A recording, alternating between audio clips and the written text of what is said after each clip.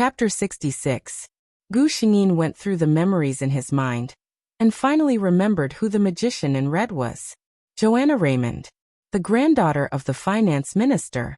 Everyone in the Carter Empire knew that the Duke of White Rose and the finance minister were not on good terms. They always had different opinions when discussing national affairs, and neither could do anything to the other. Because of this, the younger generation of the two families did not like each other. There was another reason why Joanna did not like Veronica. People always compared the two of them. If it was just a simple comparison, the problem was that although she didn't want to admit it, Veronica Roman was indeed more outstanding than her, Joanna Raymond. They were of the same age, and Joanna was already a beginner magician. According to the level of magic, they started from the lowest apprentice, then went on to the sorcerer, grand sorcerer, and grand sorcerer. Joanna was undoubtedly a genius to be able to cultivate to the level of a magician at the age of 13. However, Veronica was also 13 years old, but she was already a great swordsman. Similarly, warriors were divided into swordsman, great swordsman, legendary swordsman, and warrior saint. In terms of level, a great swordsman was equivalent to a grand sorcerer, which was 2 levels higher than Joanna. Over time, Joanna would subconsciously avoid Veronica. It was common knowledge that Joanna of the Raymond family was nowhere to be seen in the presence of Princess Veronica of the Roman family. As Veronica's good friend, Lilith naturally had to speak up for her friend at this time. At this time, the boss came out with a bag of fresh slimline grass. "I'm really sorry, miss. The slimline grass has been reserved by Her Highness in advance," the boss said to Joanna, very embarrassed. Joanna looked at Gu Xingyin. "How much did you pay?" "I'll pay double. Give me the slimline grass."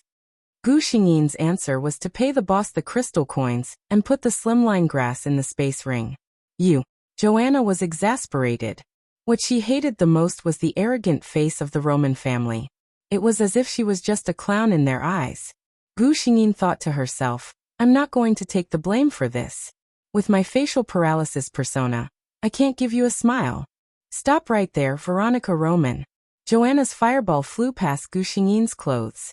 If Gu Xingyin hadn't dodged it, her robe would have been ruined. Gu Xingyin turned around with a hint of anger in her eyes.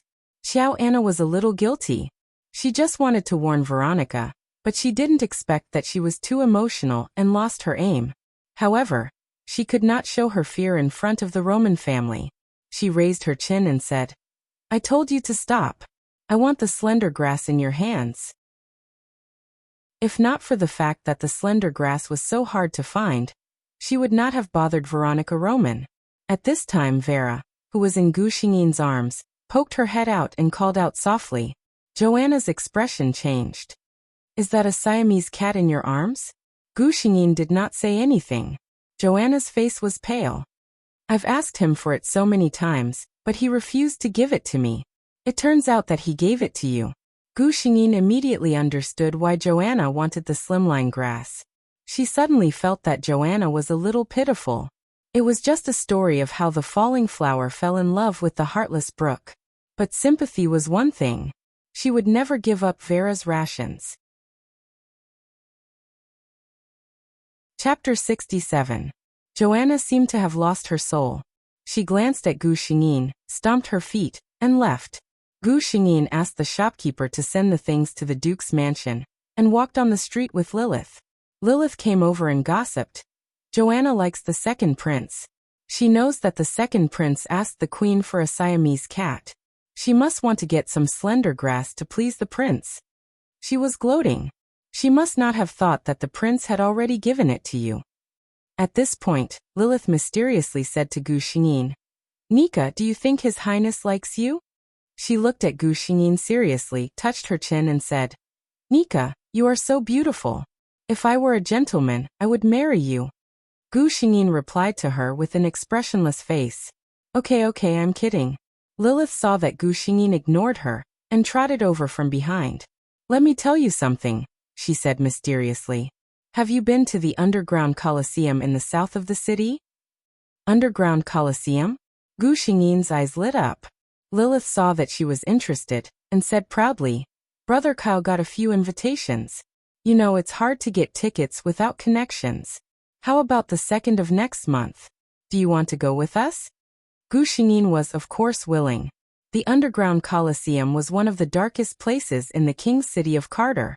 It was open to the public once a month, and they would put carefully selected slaves and hand-raised magical beasts to duel, providing entertainment for the nobles. The top nobles of the empire would not like such a place, but they would not forbid their children from going there to broaden their horizons. Every warrior would yearn for a battle of blood and strength in their bones. Gu Xingyin was no exception. What's more, for the noble ladies who lived in comfortable castles, it was their nature to pursue excitement. Seeing Gu Xingyin nod, Lilith was very excited. Then it's a deal. It's a day off at the academy. We'll pick you up in the morning. Eve Heiss felt very tired. The man in the necklace seemed to be in a hurry. She spent almost all her time on the road except for eating and resting. Finally, she arrived at the king's city yesterday, but she was teased by a group of noble youths. Finally, she couldn't take it anymore, and used the magic taught by the man in the necklace to hit one of them. She didn't expect to cause such a mess. That noble's son died on the spot. She had also been chased for an entire day and night, and only now did she have a moment to catch her breath. She leaned against the wall, leaning against the wall, and she leaned against the wall. The man in the necklace said, "You've already shaken them off." Eve Heather was relieved. She still had a lot of faith in the ability of this mysterious sir. As soon as she relaxed, the fatigue in her body overwhelmed her, and she felt a little drowsy. "Someone's coming," a low voice said. Eve Heiss opened her eyes almost instantly. The alertness in her bones allowed her to react in an instant. "It's not the group that chased you." Eve curled up her body and hid in the corner. She looked no different from a beggar on the street. She hoped that these people would not notice her. But things didn't always go as planned. Chapter 68. Damn it. That little slave ran away. If we can't get him back today, we'll probably be slaughtered when we go back. A big man cursed. They were all guards of the underground Colosseum. During this time, they were preparing for the duel at the end of next month. Who would have thought that today, a little slave, who was used as a sacrifice, would break through layers of obstacles and run out? They were responsible for guarding. If they were found to have lost someone, the consequences would not be good. "Hey, look." One of them found Eve huddled in the corner. Another one instantly understood what he meant. Anyway, they were all slaves used as cannon fodder. As long as the number was right, no one would pay attention to what a slave looked like. "What are you doing? Let me go." Eve Taylor had never expected that this group of people would target her. "Boy, don't be nervous. We'll take you to a good place. I promise you'll eat and drink well." She would be obedient for a few days so that she could be the food for the treasure of the Colosseum. "Don't resist. Follow them." The mysterious man's voice suddenly came into Eve's ears. The mysterious man had his own considerations. He had lost a lot of strength. With Eve's skills, there was no way to escape from these people. It was better to follow them first. He could take advantage of this time to recover his strength. When the time came, he would have more confidence to take her away. Eve obediently quieted down. Those big men thought that their words had convinced the little beggar, and they exchanged a smile with each other. Soon it was the second day. On this day, Gu Xingyin got up early to do morning exercises as usual, and then had breakfast with her parents. Soon after the meal, the housekeeper came and said that the carriage of the Bill family was parked outside the Duke's mansion. "Good day, Your Excellency the Duke." "Good day, beautiful Duchess." Lilith gave a standard salute to the Duke couple. Mrs. Roman's beautiful face was full of smiles. She liked such a warm little girl like Lilith. Sometimes, when she thought of her daughter and her husband's cold little face, she always felt sad. "Good day, Lilith. Did you come to see our Nika?" she asked in a gentle tone. Lilith looked a little reserved. "Yes, madam. We agreed to go out together today." "All right then, Nika. Are you ready?" "Don't keep your friend waiting too long," said the Duchess. "Mom, I'm ready," Gu Xingyin replied.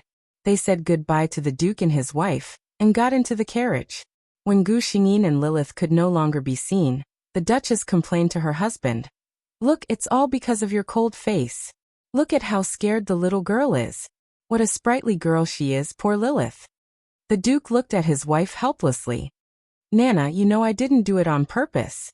The Duchess winked mischievously. Then the great Duke of White rose. "Why don't you smile?" "Duke." Lilith pulled Gu Xingyin into the carriage. "You scared me to death." Lilith patted her chest exaggeratedly. "Every time I see the Duke, I'm more scared than when I see the supervising elder." The supervising elder was the strictest old man in the Carter Royal Academy. He was in charge of student discipline in the academy. He always wore a meticulous black robe, and his wrinkled face always had a mocking expression. He was the last person the students wanted to see. Chapter 69. Gu Xingyin silently lit a candle for his father. He's such a handsome and charming duke. Yet he's being compared to the supervising elder. She looked at Lilith seriously. "Don't talk about father like that. He is very good to people." Lilith silently imagined the interaction between Veronica and the Duke. The two expressionless people looked at each other and communicated with their eyes. She felt a little cold just thinking about it. Looking at her best friend's expressionless face, which had begun to show the trademark of the Duchess of White Rose, Lilith felt that she had a heavy responsibility. She wanted to change her best friend's personality, which happened to be the same as the Duchess. The carriage stopped at a place, and Lilith and Gu Xingyin got off the carriage. They saw two young men waiting on the side of the road on horses. One of them was Lilith's brother, Kyle Bill, and the other was his friend, Brother Kyle, Joey. Lilith ran over and greeted the two. "This is my good friend, Veronica Roman of the Roman family." Both of them looked at Gu Xingyin in surprise. They had heard of the Pearl of the Empire, but this was the first time they saw Gu Xingyin in person. "Good day, Princess Roman." The two of them bowed to Gu Xingyin. Gu Xingyin nodded and said, "We are all friends here to play. There is no need to pay attention to these formalities." The sun shone on Gu Xingyin's face, making the girl's face even more dazzling. Along the way, Joey and Bill were extra attentive to Gu Xingyin. In their teens, the most straightforward way for these young men to recognize a girl was her appearance. "We're here." The four of them didn't wear clothes embroidered with their family emblems. Gu Xingyin even wore a cloak. The green eyes of the Roman family were too unique and had to be covered. Bill handed the invitation letter in his hand to the gatekeeper and entered the Colosseum without any problems. Everything here seemed to be out of place in the king's city. Lilith and the others were amazed. The royal city in their eyes was filled with riches, prosperity, and a life of luxury. But here, the surrounding environment gave off a gloomy and damp feeling, and the people coming and going all had gloomy expressions. However, all of this made them even more excited. It was as if they were going on an exciting adventure in an unfamiliar place. Gu Xingyin, on the other hand, had a bad premonition. Her intuition had always been accurate. In the previous world, when Cheng Yiru was taking revenge on the Cheng family, she had the same feeling. Soon this premonition was confirmed. The system suddenly said, "The underground Colosseum has found the existence of a plot character, Eve Heather." Gu Xingyin was surprised. "Isn't it supposed to be 2 years before she comes to the capital?" The system said, "Maybe the host's arrival changed the plot." Gu Xingyin suddenly remembered the cause of Veronica's death in the original plot. She suddenly said, "Is it too late for me to leave now?" She didn't want to face the Demon King who had lived for 10,000 years. Lilith and the others were puzzled by Gu Xingyin's sudden desire to leave, but seeing her insistence, they could only let her be. The gatekeeper of the Colosseum regretfully said that before the battle ended, all guests were not allowed to leave. Gu Xingyin's heart went cold. She couldn't force it. The only thing she could do now was to pray that the Demon King would not discover her existence. Chapter 70. The Demon King only felt that his heart was beating very fast, if he still had that thing. The feeling that had been with him since he woke up had become unprecedentedly strong after coming to the king's city, and today, it had reached its peak. He felt that his entire soul was trembling.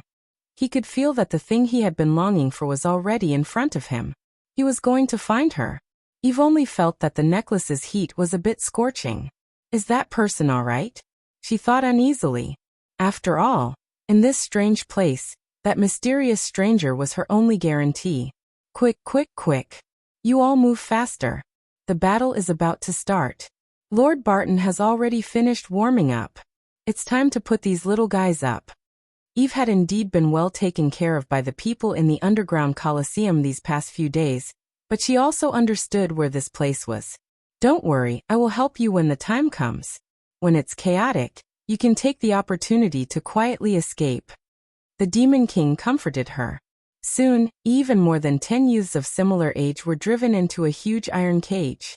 At first, these youths were a little confused, but when they saw the huge iron cage, the bloodstains on the ground, and the excited spectators on the stands outside, a few of them suddenly understood where they were, and their expressions immediately became desperate.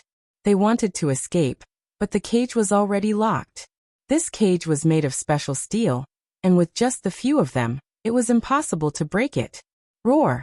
A huge roar came, and 4 big men appeared on the left side of the Colosseum. They were carrying a cage on their shoulders, and inside the cage was a huge tiger-type magical beast. Let us welcome the king of the King's City Underground Colosseum, the 6th-rank magical beast, Thunderwing Tiger. The host said loudly with an excited expression. The atmosphere of the scene was pushed to a climax. Many nobles waved the things in their hands, and their expressions were faintly crazy.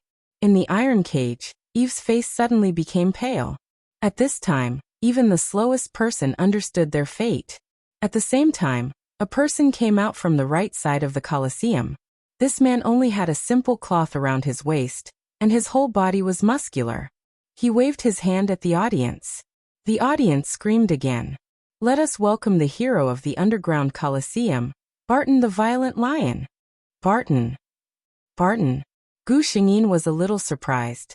Most of the people sitting here were nobles.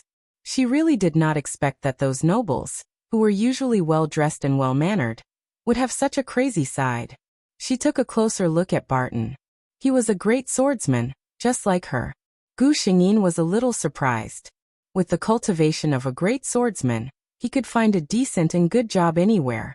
Why would anyone want to come to a place where life and death were a constant threat? While Gu Xingyin was thinking, the huge thunder-winged lion had already been placed into the iron cage. Ah! Screams rang out, and the children all ran towards the furthest corner of the thunder-winged lion. However, this was of no use. The entire cage was only so big. A bloodthirsty look flashed across the thunder-winged lion's eyes. In a flash, it arrived in front of the nearest youth. Then it opened its mouth, revealing its sharp teeth. Chapter 71. Eve Heiss was stunned. She could clearly feel the warm blood splattering on her face. She had never felt as close to death as she did now. What are you waiting for? The mysterious man's cold voice sounded in her mind. She came back to her senses and forced herself not to look at the broken body on the ground. She gritted her teeth and ran to the side. Gu Xingyin was stunned. She thought that the Colosseum was only a battle between magical beasts and warriors. She didn't expect that there would be such a one-sided massacre. The dozen or so youths in the cage had no room to fight back against the Thunderwing beast. It was insane. The people around seemed to be unaware of this. Gu Xingyin saw that many people were intoxicated because of this, and the atmosphere became more lively. Don't you think this is cruel? She asked. Lilith's face was pale. She was obviously frightened. Her brother, Kyle, looked at Gu Xingyin strangely. This is the usual practice of the Colosseum. Before the official battle, there will be a temporary warm-up. It is also to give the audience a thrill. Only blood and death can give people the most direct impact, isn't it?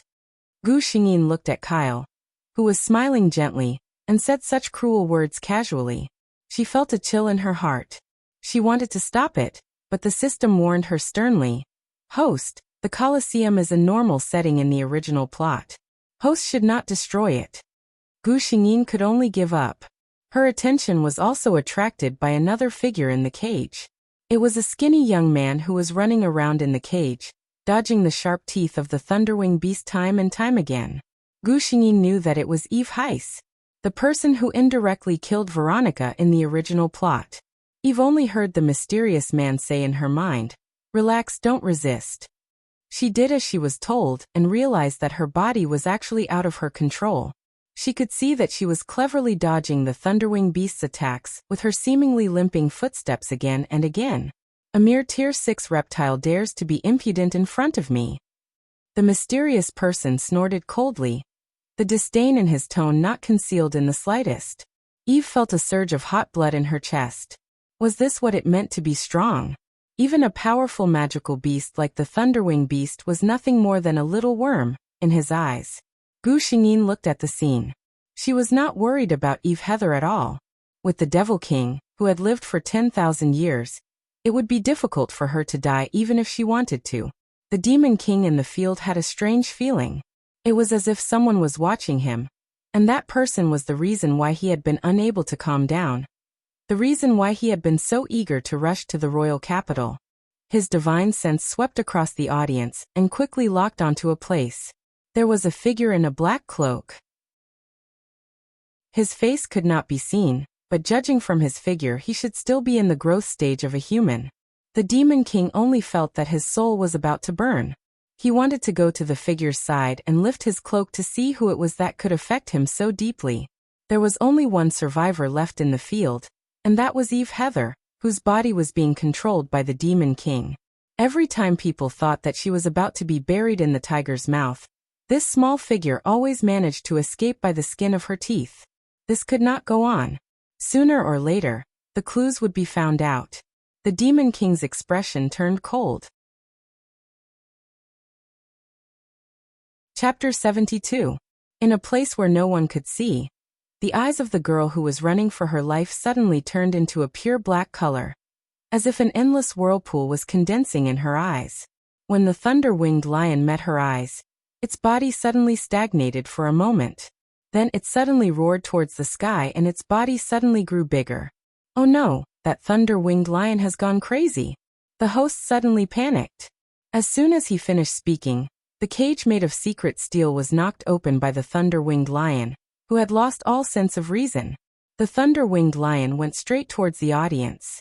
That place was filled with the underground Colosseum's distinguished guests, and there was no lack of distinguished guests. If anything happened, no matter how powerful the underground Colosseum was, there would be no small amount of trouble. Several figures flew towards the thunder-winged lion. They were the underground Colosseum's consecrators. These strong people were all supported by the underground Colosseum at a huge cost. Usually, there were very few opportunities for them to fight. But at this time, only they could suppress the thunder-winged lion. The thunder-winged lion was quickly subdued. But how could the Demon King let them off so easily? The little slave who had been lying on the ground with no one knew if he was dead or alive, had a mysterious smile on his face. At the same time, the underground Colosseum was filled with the roars of magical beasts. The magical beasts were going crazy. Countless magical beasts ran out of their cages and bit everyone they saw. They were originally the overlords of the forest and grassland, but they were forcefully captured by these humans and sold to this place to fight for their lives for the entertainment of others. One could imagine the resentment in their hearts. The underground Colosseum was in a mess at this moment. The nobles were all pale and wanted to escape. But at this time there were crazy magical beasts everywhere. If they were not careful, they could be bitten by the rioting magical beasts. Gu Xingyin and the rest walked together towards the exit of the Colosseum. Ah! A familiar voice was heard. Gu Xingyin looked back, and saw a noble lady in red sitting on the ground. Beside her was a guard who was lying in a pool of blood. Obviously, he could no longer protect his master. Joanna could already smell the fishy smell coming from the magical beast's mouth. She closed her eyes in despair. However, the expected pain did not appear. She opened her eyes and saw a golden sword light cutting the demonic beast in half. "Miss Raymond, is your magic staff just for decoration?" Gu Xingyin sternly shouted at her. "You." Xiao Anna looked at Gu Xingyin blankly. She did not expect that Gu Xingyin would save her. "Get up, Miss Raymond. We don't have much time to waste on the ground." Xiao Anna stared blankly at the hand in front of her. She pursed her lips and stood up with Gu Xingyin's hand. She lowered her head and thanked Gu Xingyin. A faint smile appeared on Gu Xingyin's face, which was hidden under the cloak. In the original novel, Xiao Anna was not a bad girl. She was just a little girl who was spoiled by her family. When he saw her, he thought of Cheng Shiji, the original host in the previous world. The original group of 4 became a group of 5 people. Fortunately, they were either warriors or magicians. The level of these crazy magical beasts was not too high. Finally, they arrived at the entrance of the Colosseum without any accident. Just when Gu Xingyin breathed a sigh of relief, a small figure suddenly rushed towards her at a very fast speed. Chapter 73. Although the figure was extremely fast, that was only for ordinary people. For a great swordsman like Gu Xingyin, it was nothing. However, Gu Xingyin did not manage to dodge the seemingly slow collision. She took 2 steps back and was supported by Joanna, who was standing behind her. The cloak that had been covering her face fell off. However, the figure was knocked to the ground by the force of the collision. Gu Xingyin's expression changed. The figure was Eve Heather. The Demon King deliberately bumped into her. The cloaked figure looked like a noble. With Eve's identity, if she missed this chance, she did not know when she would meet her again. She could only think of a way. The moment Gu Xingyin's cloak fell off, the Demon King felt that his heart was in his mouth. He hated those dazzling colors the most, but he felt that the girl in front of him, with her long golden hair, was so charming. Her beautiful green eyes, and her delicate lips, no matter how he looked at it. She looked like someone from the light camp, which he hated the most. However, the Demon King only felt his heart beat when he looked at her. I fell into the trap of the goddess of love. The Demon King thought. He had lived for more than 10,000 years, and this was the first time he was moved by a human who looked so small. What reason should he find to follow her? The Demon King thought quickly in his heart, and from the corner of his eye, he saw a monster rushing towards them. Gu Xingyin watched as the tiny figure stood in front of him, and was stabbed in the thigh by the armored rhinoceros. She opened her eyes wide in confusion. What is happening? The Demon King got what he wanted. The White Rose family's upbringing would not allow Gu Xingyin to ignore her savior. She brought the injured Eve Heather back to the Duke's mansion. When the Duchess saw her daughter come back with a person covered in blood, she was almost scared to death. She was only relieved after Gu Xingyin briefly explained to her. She was also very grateful to her daughter's benefactor. She personally arranged for Eve to stay in the guest's room, and invited the most famous doctor in the palace to treat her daughter. Gu Xingyin was not in a good state at the moment. She looked at the strange man who suddenly appeared in her room with vigilance. "Who are you?" she asked coldly. Of course, Gu Xingyin knew who he was, but she never thought that the Devil King would appear so quickly. Could it be that he actually wanted to make a move in the Duke's mansion? She placed her hand on the protective enchantment in the space ring. Her godfather, the Archbishop of the Carter Empire, had personally set it up for her. The Demon King pretended not to see her little action. He just looked greedily at Gu Xingyin with an unfathomable smile in his eyes. "What a cute little girl. Are you willing to sign a contract with me?" Gu Xingyin called out to the system. "This is different from the plot. Isn't it Eve Heather who signed the contract with him?" The system was also confused. The Demon King saw Gu Xingyin's vigilance, and he was a little annoyed. In his heart, this little girl should not show such an expression to him. She should be looking at him with eyes full of trust and dependence, and her eyes were full of him. "You have no other choice but to sign a contract with me. Otherwise, you can imagine the lives of the entire White Rose Duke's mansion." Chapter 74. Gu Xingyin knew how cruel the Demon King was, although she felt strange that he did not directly ask for her soul, but wanted to sign a contract with her. The Demon King saw that Gu Xingyin agreed, and was very satisfied. He called out to Gu Xingyin, "Come here." Gu Xingyin walked forward. The Demon King reached out an illusory hand and touched Gu Xingyin's forehead, his mouth chanting a mysterious rune. A black fog gushed out from the Demon King's mouth and slowly wrapped around Gu Xingyin's body. Gu Xingyin was surprised to find that the discomfort she imagined did not appear. She remembered that in the original plot, when Eve Heather and the Demon King signed a master-slave contract, it was very painful. The system said, Of course you won't feel any pain. What you both signed just now was a symbiotic contract. Gu Xingyin said. Oh, so that's how it is. Wait, what did you just say? Symbiotic contract? Gu Xingyin was really surprised. The symbiotic contract in this world was not a joke. It was just like its name, symbiotic. Both parties who signed the contract would be one body. You live and I live, you die and I die. Could it be that this demon king had misread the incantation? The demon king looked at the serious girl who was looking at him with a blank expression. Why? Gu Xingyin asked. Why did you sign a symbiotic contract with me? She did not believe that the demon king would be so kind. The demon king held his chin. Maybe it's because you're too beautiful. I fell in love with you at first sight. Gu Xingyin's answer was to roll her eyes. Take it. A necklace flew into Gu Xingyin's arms. The necklace was a dark diamond-shaped crystal. The chain was made of an unknown material. It shone like stars. My soul is now living in this necklace. You have to take good care of it. Gu Xingyin would have taken good care of it even if he did not say anything. After all, their lives were connected. She had to cherish her own life. She still had to find her lover in the future. The Demon King's next action once again broke Gu Xingyin's understanding. Looking for the fountain of life? The Demon King nodded calmly. My physical body has long been burned to ashes. Now, only my soul remains imprisoned in this bright light chain. Naturally, I need the spring of life to nourish my soul and create a new body. Gu Xingyin was surprised again. System, didn't the Demon King to recover quickly by devouring the souls of the living? Why are you taking the moderate path now? System, there are too many illogical things in this world. The problem is that it can't find any reason. Seeing that the system remained silent, Gu Xingyin understood. This meant that the system could not answer her for the time being. Regardless, to Xingyin's the demon, it was a good thing. As a symbiotic contract for a symbiotic contract as a symbiosis contract to it would not, as a symbiotic contract, she. When Eve woke up, the scene in front of her made her dizzy. She had never seen such a bright and beautiful room, and had never slept on such a soft and fragrant bed. The pain from her thigh told her that this was not a dream.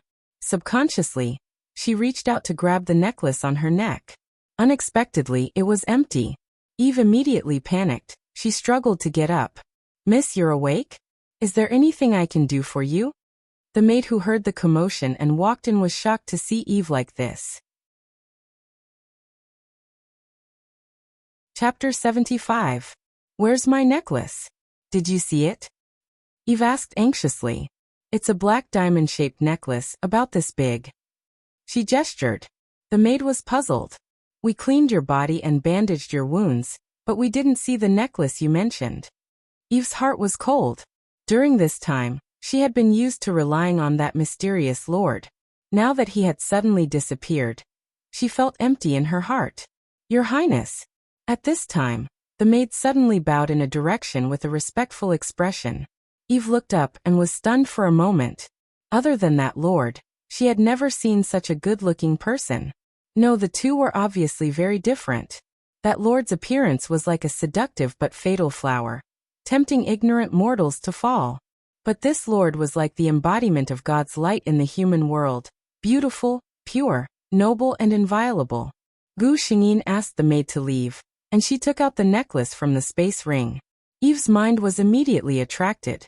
Eve. Black smoke gushed out from the necklace and turned into the handsome man in the air. Your Highness. Eve was happy. The Demon King did not say anything, and pointed at Eve's forehead. This is the way I promised you to improve your aptitude. Eve instantly understood what he meant. She was a little flustered. Your Highness, are you leaving? The Demon King looked at the expressionless Gu Xingyin and smiled deeply. I've found the person I'm looking for. Eve glanced at Gu Xingyin and suddenly realized what was going on. At that time, the reason why the Demon King had been urging her to come to the king's city was because of this lord. Eve felt a little lost, but she also understood that the Demon King did not owe her anything. On the contrary, he had helped her a lot along the way. She was in no position to ask him to stay. Gu Xingyin spoke. Are you willing to stay in the Duke's mansion? She had her own selfish motives. After Eve Heather's talent had been modified, Her talent could be said to be monstrous. If such a person were to become a member of the Duke's mansion, she would be of great help in the future. This was a pleasant surprise for Eve. When she first came to the royal city, she didn't know anyone and was worried about finding a place to stay. She agreed to Gu Xingyin's suggestion without much hesitation. The Demon King also made Eve swear an oath that she would not reveal anything about him to anyone. Although Eve didn't know who His Excellency was, she could tell from his appearance that he wasn't a simple character. She didn't object to this oath. It was better to avoid unnecessary trouble. She would bury His Excellency's existence in the deepest corner of her memory in the future. At night, Gu Xingyin came out of the shower and wiped her wet hair with a towel. "My dear, you smell so good." The Demon King took a deep breath, pretending to be intoxicated. Gu Xingyin was already used to his behavior. He couldn't touch her anyway. "Your Excellency Demon King, please conduct yourself with dignity." Because of the symbiotic contract, the Demon King's identity was not concealed. Gu Xingyin also doubted whether this person was her lover. But when she thought about her previous 2 lives, whether it was Ji Yu or Yuan Su, they were both overbearing and gentle. But the Demon King in front of her was clearly a frivolous old hooligan. Chapter 76. Time passed quickly. In the blink of an eye, Gu Xingyin had graduated from Carter Royal Academy. It had been 3 years since she met the Demon King. There were countless treasures in the Duke's mansion. The Demon King's recovery speed was amazing. He could even transform into a real body for a short time. He just needed to find the spring of life and build a new body. Then he could return to his peak strength.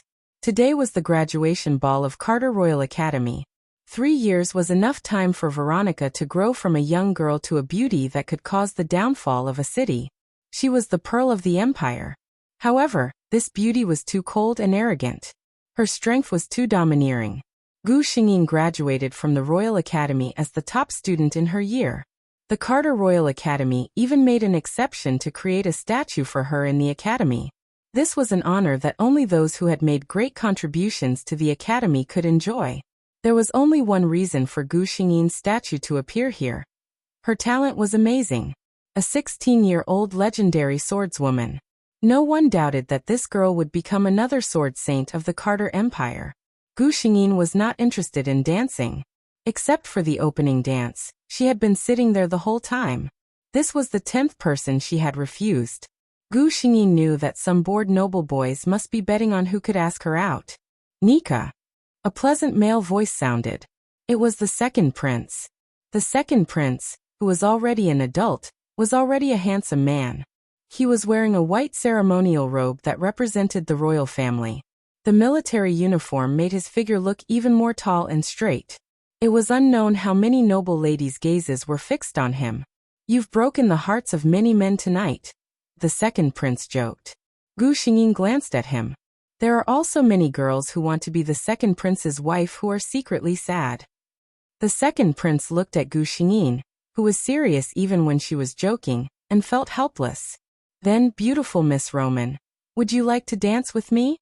The second prince's expression was calm, but his expectant eyes betrayed his thoughts. Gu Xingyin shook her head. "Sorry." In the beginning, she had also suspected that it was the second prince, but after so many times of approaching him, she did not smell the familiar lotus fragrance from the second prince, nor did she feel the feeling that made her heart beat faster from him. Since there wouldn't be any results, she shouldn't give him any hope. The second prince left with a gloomy look in his eyes. Gu Xingyin ate the fruit alone. Suddenly, the aura around her changed. A certain demon king was sitting beside her. "Are you crazy? Show yourself here." Gu Xingyin shouted. Over the past 3 years, she and the Demon King had gotten along rather well. Although the Demon King she knew was a little thick-skinned, he wasn't as cruel and bloodthirsty as described in the plot. The Demon King would often teach her some swordsmanship or other things that had been lost on the continent. She was able to improve so quickly in 3 years because of the Demon King. The relationship between the two was like that of a teacher and a friend. In Gu Xingyin's heart, the Demon King was already someone she cared about. The Demon King coldly looked at the teenagers who were staring at Gu Xingyin. He casually replied, Don't worry, these people won't be able to discover my existence. He really couldn't help it. His little girl was too charming, attracting too many wild bees and butterflies. Chapter 77. However, he did not know if it was because he had always acted too unreliable, but no matter what he said, Gu Xingyin only took it as a joke. Like now, the Demon King said, "So many little brats are thinking about you, how can I hold back?" Gu Xingyin's response was to ignore this sentence. The devil was a little angry. Hironika. A bright figure appeared in Gu Xingyin's vision.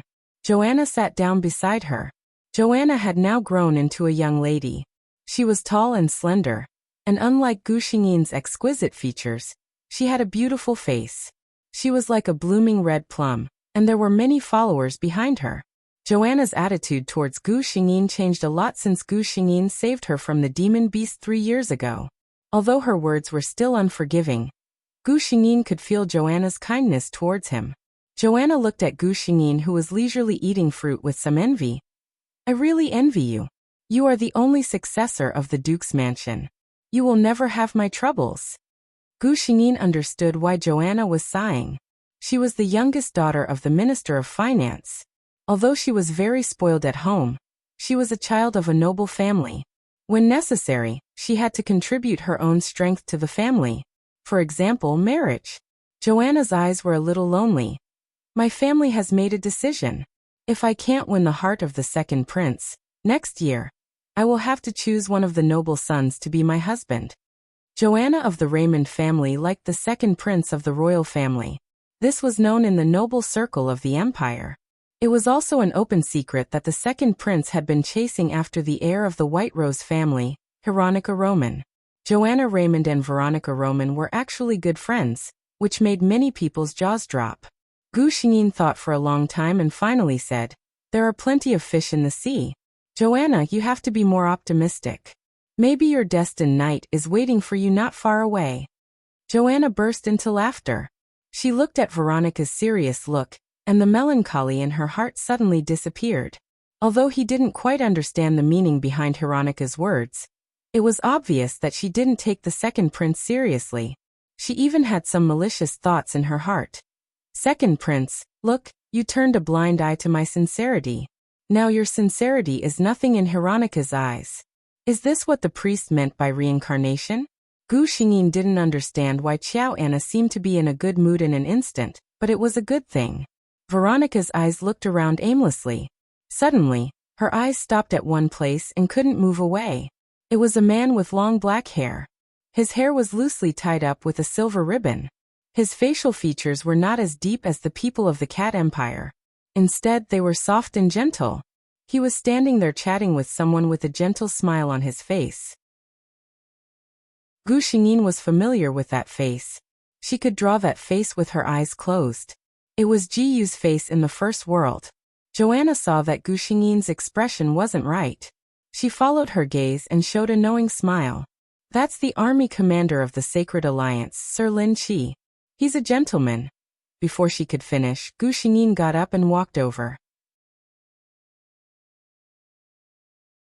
Chapter 78. Joanna was a little dumbfounded. She had known Veronica for so many years, but she had never seen her so anxious. Could this be the legendary love at first sight? Gu Xingyin was so focused on looking for the person who looked exactly like Ji Yu that she didn't notice that the man she had forgotten had a dark expression on his face. Joanna felt a little cold for some reason. Gu Xingyin eagerly walked through the laughing crowd to look at the place where the man had appeared. Unfortunately, when she got there, it was already empty. Gu Xingyin felt lost. She turned to grab the hand of a noble lady and asked, "Where did the man who was standing here go?" "The one with black hair." The noble lady saw her and hurriedly bowed. After hearing her question, she chuckled and said, "Are you talking about Mr. Lin Qi? Someone was looking for him just now, and he left early." Gu Xingyin walked back in a daze. Joanna looked at her and teased, "What's the matter? You didn't see him? Don't tell me you fell in love with him at first sight?" She had just been joking. She hadn't expected Gu Xingyin to not deny it. Joanna was shocked. "Are you serious? The nobles of the Carter Empire who are chasing you can line up outside the capital. You actually fell in love with an outsider. If this was known by Hironika's suitors, wouldn't they be extremely depressed? Gu Xingyin was a little uninterested for the rest of the night, so she didn't notice the devil's unusual silence.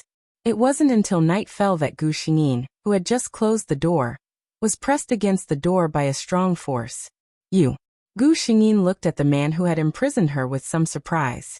The devil's expression was very bad, especially when he saw Gu Xingyin's confused look, which made him even angrier. Since he didn't know what to say, he had to take action. When the devil's kiss fell, Gu Xingyin was dizzy. What kind of development was this? Her confused expression probably pleased the Demon King, and the originally aggressive attack became gentle. The Devil King gently rubbed Gu Xingyin's lips and patiently coaxed, "Be good, open your mouth." Gu Xingyin's dizzy mind became clear because of this sentence. She struggled with all her might. "Let go of me." The Devil King's expression became gloomy again, because of her resistance. He restrained Gu Xingyin's waving hands and no longer held back. The tip of his tongue opened her teeth and went straight in, kissing her thoroughly. By the time he loosened his grip, Gu Xingyin was already weak all over. However, in the next second, a golden sword beam lit up in the darkness. Although the Demon King's movements were fast, his face was still cut by the sword beam. "If there's a next time, I'll slit your throat." Gu Xingyin looked at him coldly. The Demon King didn't care about her words at all. He just looked at her and said, "Don't look at other men like that. I can't help killing him." Hearing this, Gu Xingyin glanced at him and said, "Then I'll kill you too." The Demon King smiled gently. "That's good. I'm willing to die with you." Gu Xingyin thought, "Damn the symbiotic contract." The dispute in the evening ended when the Demon King couldn't maintain his body. After several days, Gu Xingyin didn't see him again. On this day, Xiao Anna brought a message to Gu Xingyin, saying that there would be a banquet to welcome the guests of the Sacred Alliance in a few days. Gu Xingyin certainly wouldn't let go of this opportunity. Chapter 79. That day, Gu Xingyin specially dressed up and came to the banquet hall. She was a little excited, hoping that Lin Qi was the lover she had been looking for. But on the other hand, she felt a little guilty when she thought of the man in the necklace. Shaking off the inexplicable thoughts in her mind, Gu Xingyin found Lin Qi standing on the balcony with a glass of wine. "Why are you here alone, Sir Lin Qi?" Gu Xingyin walked up to him. Lin Qi turned around when he heard the voice. The moment he saw Gu Xingyin, a trace of surprise flashed across his eyes. "Hello, noble Princess Roman." Gu Xingyin tilted her head slightly and asked curiously, "How did you know it was me?" Lin Qi smiled gently. "Other than Princess Roman, known as the Pearl of the Carter Empire, who else would have this beauty that is favored by the gods?" Gu Xingyin raised the glass in his hand and clinked it with him happily. Lin Qi looked at her mesmerizing blonde hair sliding down the side of her face. Her emerald green eyes were like a pool of clear water. This dreamlike beautiful woman suddenly cried out and fell in his direction. How could he refuse a beauty throwing herself at him? If Lin Qi had some doubts before, he was now sure that the Pearl of the Carter Empire had different thoughts about him. How could a legendary swordsman trip over his own dress? Lin Qi had a sense of pride that only belonged to men. He had long heard rumors about Princess Roman. She was often mentioned together with her beauty, because she was as cold as ice. Now it seemed that the rumors could not be trusted. However, Gu Xingyin was very disappointed. Without that familiar smell, he was not him. Before Lin Qi could say anything, she stood up and tidied up her skirt. "I'm really sorry, Sir Lin Qi. I was rude just now," Gu Xingyin apologized. Lin Qi felt that the woman in front of him had changed in an instant. Just a moment ago, she was still chatting happily with him. Just as he was about to take the next step, she expressionlessly said goodbye. It was as if the hug just now was just a soft dream. Gu Xingyin was filled with disappointment. She just wanted to leave as soon as possible. She nodded at Lin Qi and turned around. He fell into a cold embrace. "You." Gu Xingyin looked at the man who shouldn't have appeared in this place in shock. "Darling, why didn't you tell me you were coming out?" The man held her waist and lowered his head to whisper in her ear, but his voice was loud enough for everyone to hear. Everyone's eyes were on the two of them. After all, Gu Xingyin's family background and appearance made her the center of attention wherever she went. And a certain demon king was the only one who could compare to Gu Xingyin in terms of appearance. When the two of them stood together, they would definitely make everyone else look like dust. "What do you want now?" Gu Xingyin gritted her teeth and whispered, pulling the man outside. The man didn't resist and obediently followed her. In the eyes of outsiders, they were a perfect match, whispering intimately as they left. These people were all guessing who this mysterious man was. After all, with such an appearance and aura, it was impossible for him to be a nameless existence. "Why are you here? And dressed like this?" Gu Xingyin looked at him. The Demon King said lazily, "My future wife is going to leave with someone else. How can I sit still?" Chapter 80. For the first time, Gu Xingyin looked at the man seriously. "I have a lover, really?" The Demon King didn't believe it. Since she was 13 years old, he had always been the one by her side. But her tone was so certain. When she talked about her lover, even her eyes seemed to be shining. The Demon King was silent. Just when Gu Xingyin thought he was going to give up, he suddenly said, "Where is your lover?" Gu Xingyin was speechless. After a while she said, "I'm looking for him." The Demon King thought of Gu Xingyin and that man when he entered the banquet hall. "So you threw yourself into the arms of that strange man today, because you thought he was your lover?" Gu Xingyin nodded. The Demon King almost laughed. "You don't even know what he looks like. How can you be so sure that he is your lover?" Gu Xingyin didn't want to talk to him. She couldn't tell anyone about this. Even if she told them, no one would believe in something as strange as time travel. The Demon King didn't give up. "Then why are you looking for him? Let me guess. You mistook him for someone else, so it shouldn't be because of his appearance. Then is it because of his smell? Or a mark on his body? Or is it some kind of mysterious but not mysterious special feeling?" Gu Xingyin thought that he had guessed 80 to 90% of the time. At this moment, a cold and fragrant embrace covered her. A domineering kiss fell on Gu Xingyin's lips. The Demon King's kiss was irresistible. "Then feel it carefully. Is your lover me?" Gu Xingyin pushed him away. "Enough. I'm very sure that it's not you." After that, she left without looking back. "Your Excellency?" The Demon King turned around. It was Eve who looked surprised. Eve's life in the Duke's mansion was good. In the past 3 years, she had grown a lot taller and was a beautiful girl. "Is it really you?" Eve trotted over. "Have you recovered?" The Demon King shook his head. "It's only temporary." Eve looked at him. She had a lot to say, but she couldn't say a word. "You saw everything?" the Demon King suddenly asked. Eve nodded. She saw His Highness push him away, but His Highness didn't see it. When she turned to leave, the man's cynical smile disappeared, and his expression was so sad. "Then help me keep an eye on her," the man suddenly said. "What?" Eve was confused. "After a while, I'll be going out. Don't let other men get close to her while I'm away." Eve nodded. Gu Xingyin had been feeling strange for the past 2 days. She always felt that something was missing from her side. It was not until Qiao Anna mentioned what happened that day that she realized that the Devil King had not appeared for several days. Could it be that she was angry with him? Gu Xingyin couldn't help but shudder at the thought of an old monster who had lived for 10,000 years sulking. 2 days later, Gu Xingyin couldn't take it anymore. She decided to admit defeat first. However, no man appeared from the space ring. Gu Xingyin was keenly aware that something was wrong. She used her spiritual power, and found that there was no trace of the man in the space ring. Did that man just leave quietly like that? Gu Xingyin didn't believe that the man would leave. However, after 1 or 2 days, 10 days, half a month, she was sure that the Devil King had really left. For some reason, Gu Xingyin, who should have been relieved, felt a little wronged. He left without even saying goodbye.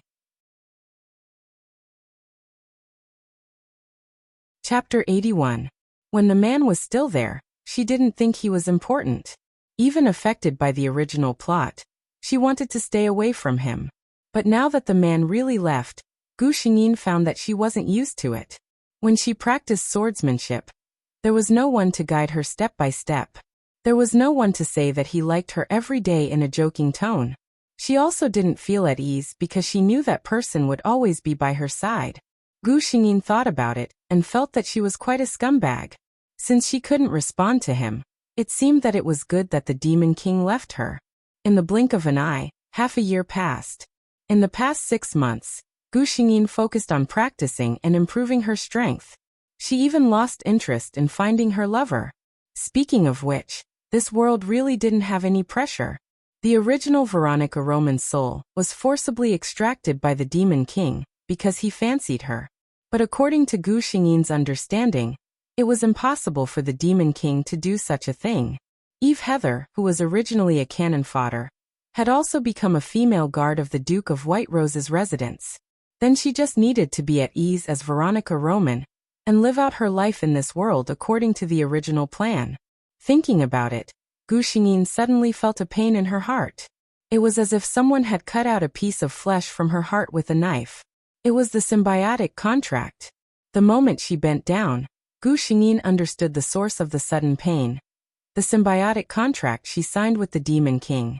Then this meant that the Demon King was in danger. Gu Xingyin almost immediately panicked. She closed her eyes and slowly felt the location of the Demon King. After a long time, Gu Xingyin opened her eyes. She found her destination, the Starlight Forest in the south of the Carter Empire. The elves, known for their beauty and fighting skills, lived there.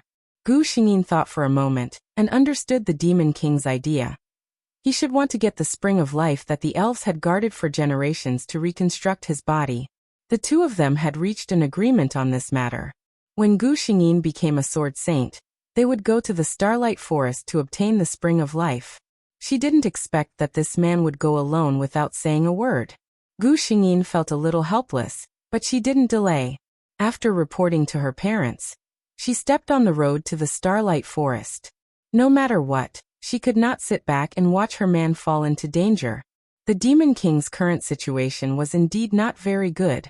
After all, he was the Demon King who once reigned over the entire continent. Even though he no longer had his physical body, his realm was much higher than the current Elf King. Therefore, it was not difficult for him to sneak into the Elf tribe's forbidden area. As long as he could find the spring of life and bathe in it for 7 days, with the strength of his soul, he would be able to grow a new body. However, he underestimated the power of the fountain of life. Perhaps, it should be said that he had overestimated the spirit body's endurance. In this secret technique, a lot of supplementary materials were needed to reconstruct the body. However, the Demon King had always thought highly of himself. He believed that those who needed these external materials were not strong enough, so he disdained them. Now he suffered because of his arrogance. When the spring of life washed over him, the Demon King felt as if his soul was being roasted in a raging fire. The pain was indescribable. However, this wasn't a big deal. The crux of the matter was that the formation he had set up earlier to deceive others had shattered because of the soul fluctuations being too great. Almost all the elves felt the movement from the forbidden area.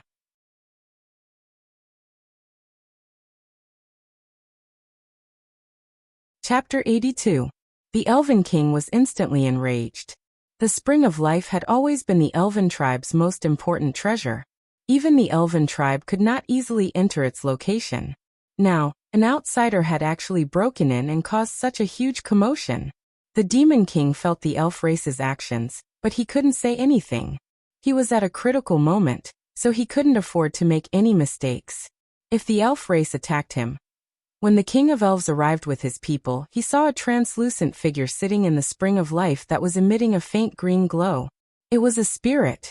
The Elf King glanced at the spring of life and couldn't help but feel distressed. According to this loss, it would take decades to recover. He was about to order his subordinates to attack when the spirit in the spring suddenly said, "I came here by accident. As you can see, I'm already sitting here. If I come out now, you've already lost everything and can't make up for it. Why don't you let me stay here for 7 days? I can swear that when I come out, I'll tell you about the Tree of Life." When the words Tree of Life came out, All the elves present became excited. The Elf King was no exception. His snow-white long eyelashes trembled as he asked suspiciously, "Outsider, you really know about the Tree of Life?" The man in the spring lazily said, "I can swear to the light god that if I lie, I'm willing to accept the punishment of the god."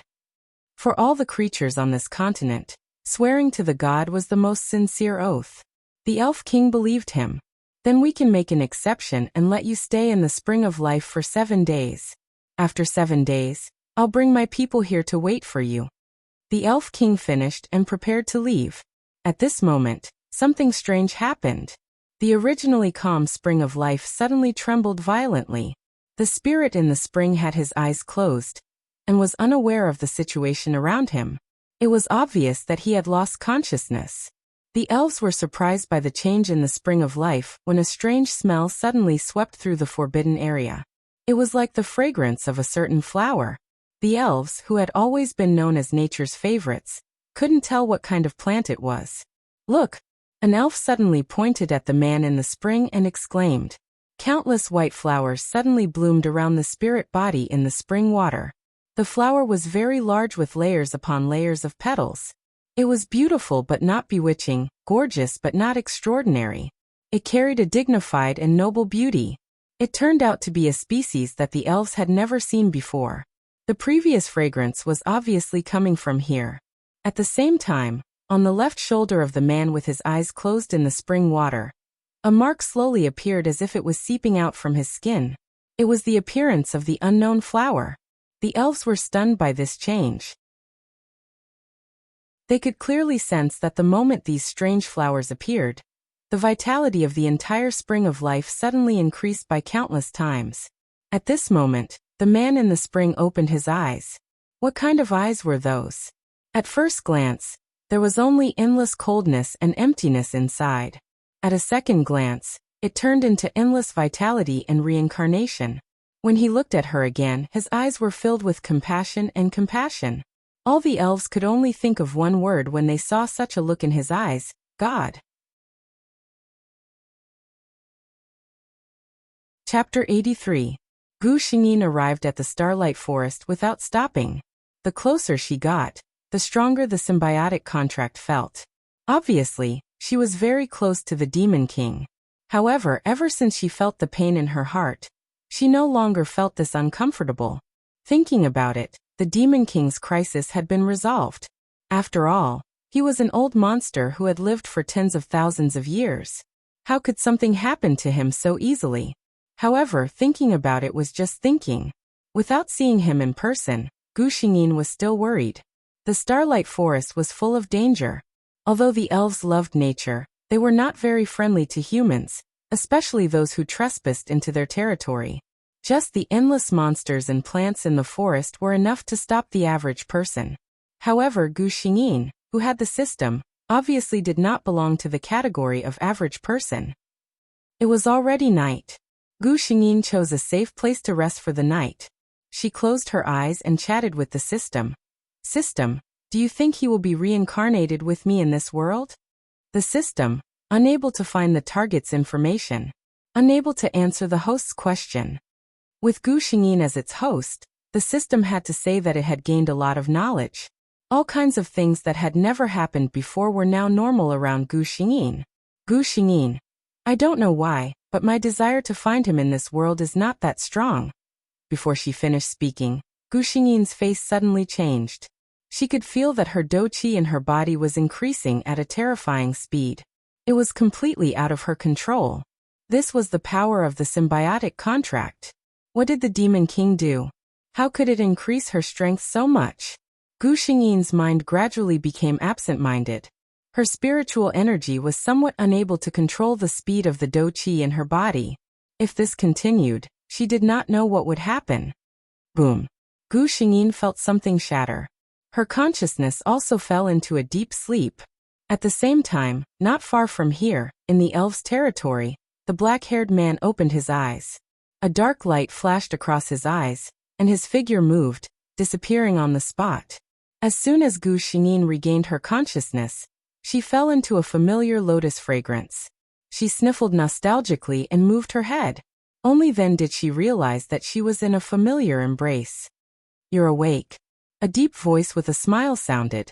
The Demon King looked at the person in his arms who was rubbing against his chest like a Siamese cat. This voice. Gu Xingyin opened her eyes and saw a smiling face. Gu Xingyin blinked, then blinked again. That's right, this familiar face. Demon King? The man laughed and leaned over to kiss her on the cheek. "You're not mistaken, my dear, it's me." Gu Xingyin sniffed. The smell was right. So the lover she had been looking for was actually the Demon King. She looked at the man's neck. The Demon King was wearing a black robe. Gu Xingyin reached out her hand. "Rip!" Gu Xingyin never thought that the fabric would be so fragile.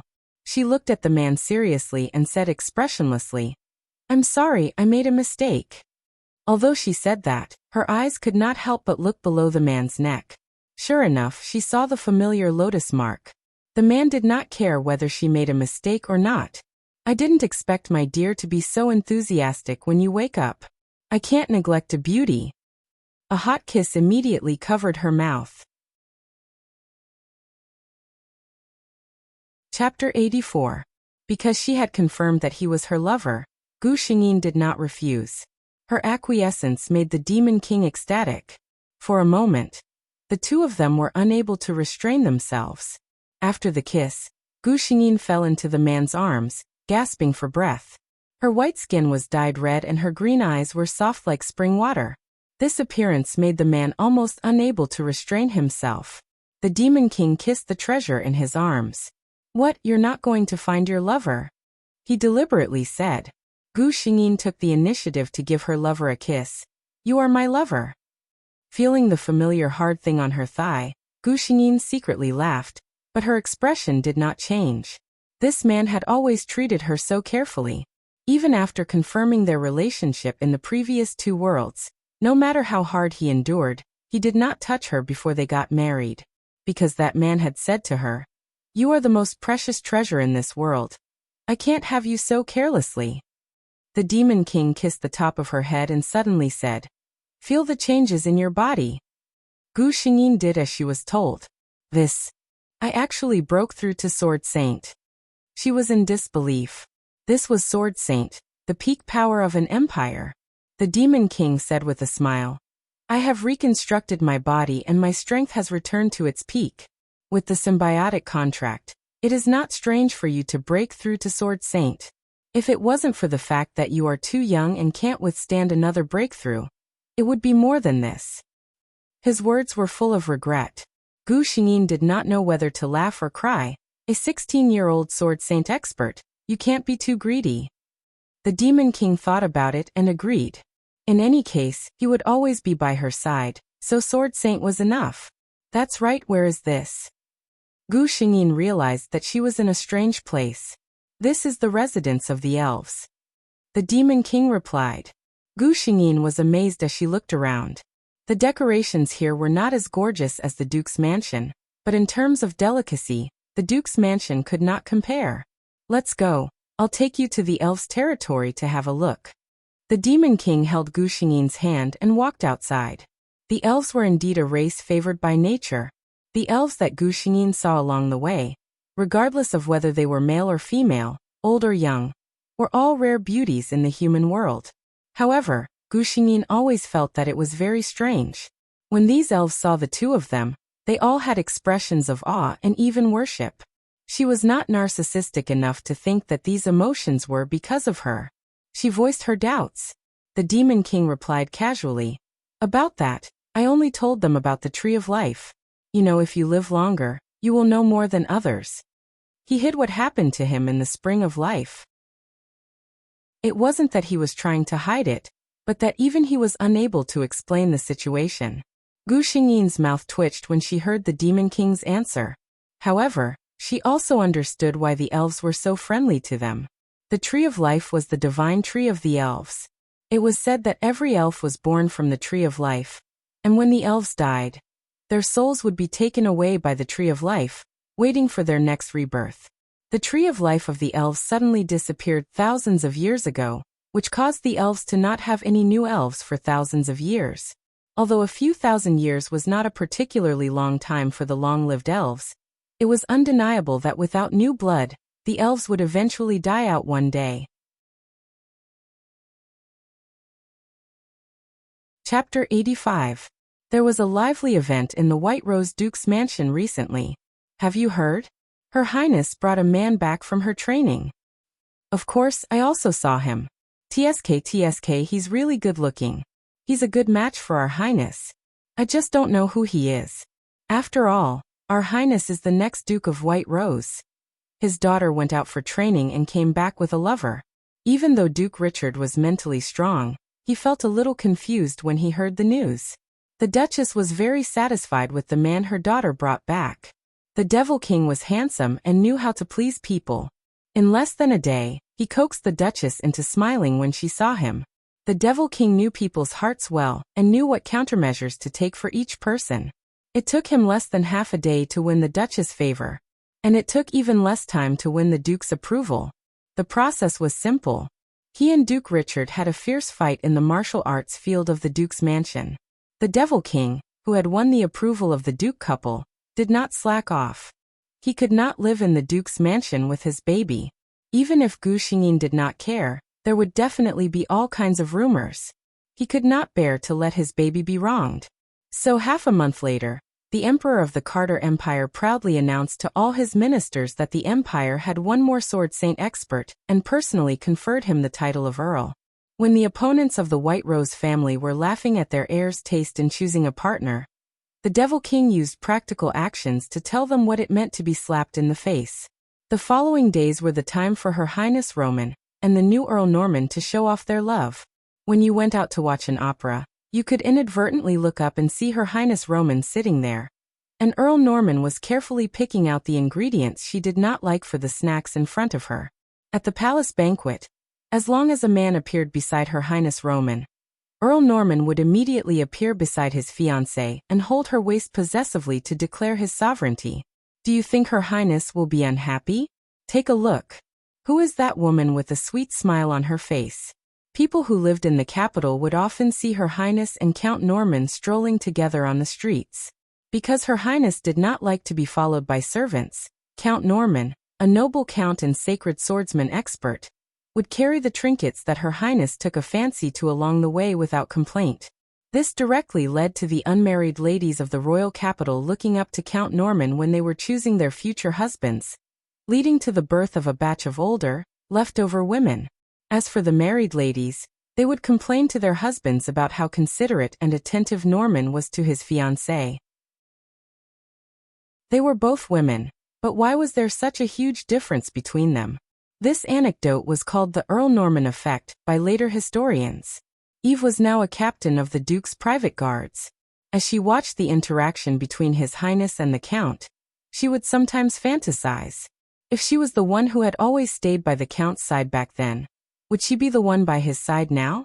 Captain. Eve turned around. It was one of her guards. It was said that he was also from a small noble family. His family used to be a viscount. Eve looked at him suspiciously. The guard's face flushed red. After a while he said, "Our family will have a bonfire party tomorrow night. Do you want to go with me?" Eve looked at him seriously and suddenly smiled. Okay. It was time for her to pursue her own happiness. Chapter 86. Veronica Roman, the 11th Duchess of the White Rose, had lived a glorious life. Her talent was incredible. At the age of 16, she successfully became a sword saint. This record had not been surpassed by anyone, even tens of thousands of years after her death, and after the Carter Empire had been annihilated in the dust of history. She was invincible. She led the White Rose army of the Carter Empire and was invincible. In her lifetime, she had doubled the territory of the Carter Empire. She was conferred the title of Honorable Duchess by His Majesty, and her scepter was engraved with the noblest titles of the two empires. She had a discerning eye. Eve Heather, who was known as the Genius Sword Saint, was discovered by her when she was down and out. She brought her to the Roman family and started Eve Heather's glorious journey. Her appearance was beautiful. It was recorded in the history books that Princess Veronica was the incarnation of God in the world and the messenger of light. Anyone who saw her would be impressed by her appearance and temperament. During her reign, her suitors could line up from the Duke's mansion to the gate of the capital. However, the most popular topic of conversation was still the unswerving love between the Duchess and her husband, Count Norman. Earl Norman's origin was mysterious. The first time he appeared in the public eye was as the lover of the Duchess, a sword saint. Ever since the two of them were together, they had never been separated. Whether it was playing, going on diplomatic missions, or war, Earl Norman would appear wherever the Duchess of White Rose was. It was said that the two of them had signed a symbiotic contract. They would live together and die together. The love between the two of them was written in countless biographies and spread widely in later years. Gu Xingyin was very happy in this life. When she left, she already had feelings. She, who was no longer young, held her husband's hand and smiled sweetly. "I'll go first. In the next life, remember to come and find me." The black-haired, black-clothed, handsome man looked at his wife, who was sleeping peacefully with her eyes closed. He gently leaned over and kissed her lips. "Fool, have you forgotten the contract between us? You don't have to go first. I'm right behind you."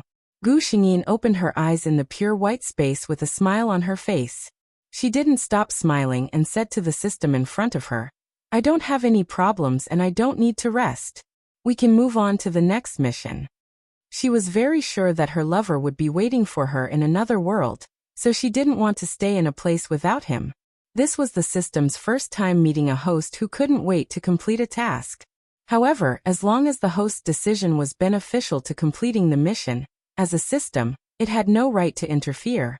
The next world is the immortal cultivation world. "Host, please check the world's information." Gu Xingyin's vision turned black.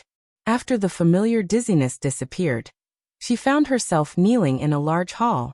She lowered her head and looked at her hand. It was thin and soft. It was obviously a little girl's hand. There were hundreds of children kneeling in the hall. They were dressed similarly to Gu Xingyin, and they all looked about 7 or 8 years old. "Since you're able to enter this hall today, you're disciples of my Starnet Sword sect. However, being able to enter this hall only proves that your foundation is suitable for cultivation. As for sword cultivation, the most important thing is the sword heart in your body. Now let's start testing your sword heart. The level of your sword heart will determine how far you can go on the path of sword cultivation." Chapter 87. Gu Xingyin quietly knelt in the hall. Her face was calm, unlike other children. One by one, the children walked to the front and stood in a specific place. Gu Xingyin knew that there was a special formation there. When people stood in it, they would show different reactions. Lin Yixing would of the 5 elements, level 3 sword heart, can enter the outer sect. A misty green halo appeared in the formation, and the elder reported the level of his sword heart. Lan Yingyue, water of the 5 elements, level 5 sword heart, can enter the inner sect. Gu Xingyin listened quietly as the elder reported the numbers one by one. In this world where the sword was revered, the sword heart determined whether a person could become a swordsman. At the same time, it determined how far a swordsman could go on the path of the sword. The sword heart was divided into 3 levels. The low-level sword heart was level 1, level 2, level 3. The medium-level sword heart was level 4, level 6. The high-level sword heart was level 7, level 8, level 9. The higher the level of the sword heart, the higher the talent in the path of the sword, and the higher the compatibility with the life-bound sword. However, although the sword was revered in the endless sky great world, only 1 in 10,000 people could become a swordsman with a sword heart. As the largest sword sect in the endless sky great world, the Starnet Sword sect's standards for selecting disciples were naturally much higher than ordinary sections. At this moment, the hundreds of children in the hall had all passed the basic test, and all of them had a sword heart. At this moment, a girl not far from Gu Xingyin stood up. She attracted Gu Xingyin's attention. This girl was the target of Gu Xingyin's mission in this world. Bai Xinya was born in a middle-class family in the endless sky great world. Her mother was the concubine of that family's head, but she was rather doted on. Baishinya had lived a life of luxury since she was young. The biggest blow she had suffered was probably the Star Azura sword sect's recruitment of new disciples this time. Baishinya, water element, level 1 sword heart, can join the outer sect. Baishinya's eyes were wide open, as if she had never imagined that her sword heart was only at the first level. She seemed to be at a loss of what to do.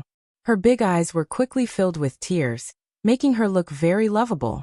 The elder beside her seemed to have rarely encountered such a situation.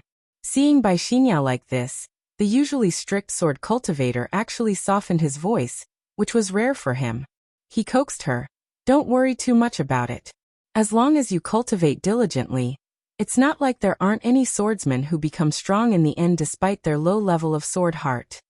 Gu Xingyin found it a little strange. She asked doubtfully, I already know the plot. Baishinya's talent is obviously very ordinary, and her looks are not peerless. Why would there be so many men willing to offer everything just to make her happy? Moreover, no matter how cold and ruthless a person is, there is no way to be fierce in front of her. The system was suspiciously silent for a moment, then replied, Host, you may not know, but in this world, there is something called the White Lotus Halo.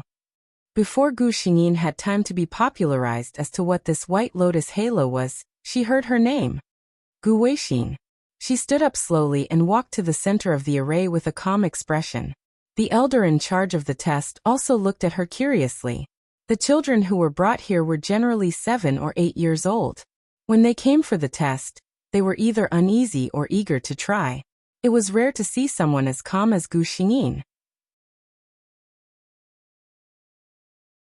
Chapter 88. Gu Xingyin did not pay attention to what the elder was thinking. Her body was called Gu Weixin, and she was a direct descendant of a superfamily in the Sky Below Great World. The children of these families always matured earlier than others, so no one would doubt her calmness. Moreover, no one knew Gu Weixin's aptitude better than Gu Xingyin. Icy Heart Clear. Advance courageously. 10th level Ice Soul Sword Heart. As soon as the elder finished speaking, everyone in the hall, except for the children who were still in a daze, looked at Gu Xingyin in unison. In addition, there were several powerful spiritual senses from all over the star-gathering sword sect that descended on Gu Xingyin's body. The elder in charge of Gu Xingyin's test seemed very excited. He looked like he wanted to laugh, but his long years of expressionless face made his whole face somewhat distorted. He did not say where Gu Xingyin could be assigned, but let her stand alone on the other side to wait. Gu Xingyin still walked to the side with a calm expression. The elder looked at her, and thought to himself that this girl probably did not understand what a 10th level sword heart represented. Otherwise, how could she be so calm? How could Gu Xingyin not know? The sword heart was divided into 10 levels, and the 10th level was the highest quality sword heart. This body's aptitude was the 1 in 10,000 10th level sword heart, and even rarer was the rarely seen Ice Soul Sword Heart. According to the 5 elements, the Ice Soul Sword Heart should belong to water, but it was mutated from the water element. A mutated sword heart could not only make a swordsman's attacks more powerful, but even rarer. It would carry some characteristics that the 5 elements did not have. For example, if the Ice Soul Sword Heart was cultivated to a high level, the sword intent could freeze thousands of miles. And the power of the Ice Soul Sword Heart did not stop there. Its greatest characteristic was that the ice heart was clear, otherwise it would be dust. In other words, Gu Weixin's path of the sword would not be entangled by mental demons. The greatest obstacle to a sword cultivator was mental demons. With Gu Xingyin in front of her, everyone else's brilliance was overshadowed. Even though there were several talented disciples with high-level sword heart, the higher-ups of the Star-Gathering Sword School still focused on Gu Xingyin. There was no other reason. Ordinary high-level sword heart swordsmen might be able to become sword emperors, sword venerables, or even sword masters through diligent cultivation. However, if one wanted to become a peak sword saint, one had to have a 10th order sword heart. Sword emperors, sword venerables, and even sword grandmasters, the Star Azura Sword School had no lack of them. However, even with the Star Azura Sword Sect's foundation, they only had 2 sword saints. One of them had already lived for a very long time, and had been in seclusion for many years. Only the upper echelons of the sword faction knew that the Great Elder was on the verge of death. And these two sword saints were the guarantee of the Star Azura sword sect's position. Therefore, the current Star Azura sword sect urgently needed a new sword saint powerhouse to stabilize their position. Gu Xingyin stood among the elders and watched as the hundreds of disciples were assigned to different sects one by one. Those with excellent sword heart aptitudes were accepted as personal disciples by the main peak elders. In the end, only she was left. She stood there quietly and did not speak. In the eyes of others, she was born with the bearing of a master. In reality, Gu Xingyin was only listening to the system's so-called White Lotus halo. As expected, powerful. Gu Xingyin exclaimed. No wonder with the original body's attributes that were like cheating, she would also be defeated by Xingya.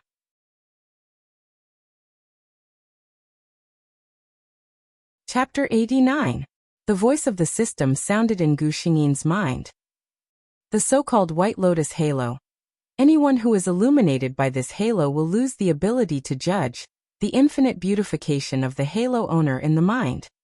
The original body Gu Weixin, I have to say, can be called perfect in all aspects. Family background needless to say, the Gu clan is a top family in the whole Tianlan continent. Talent needless to say, the 10th Order Ice Soul Sword Heart has the potential to become a sword saint. Even her appearance is described in the original plot. She stands there, like the most cold and flawless ice and snow on the holy mountain in the north. Autumn water is the god, ice jade is the bone. And if she smiles gently, it is like 10 miles of spring breeze, melting ice and snow, blooming flowers, and her face is frightening.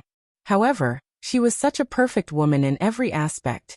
Yet the first man she fell in love with decisively abandoned her after seeing Xingya.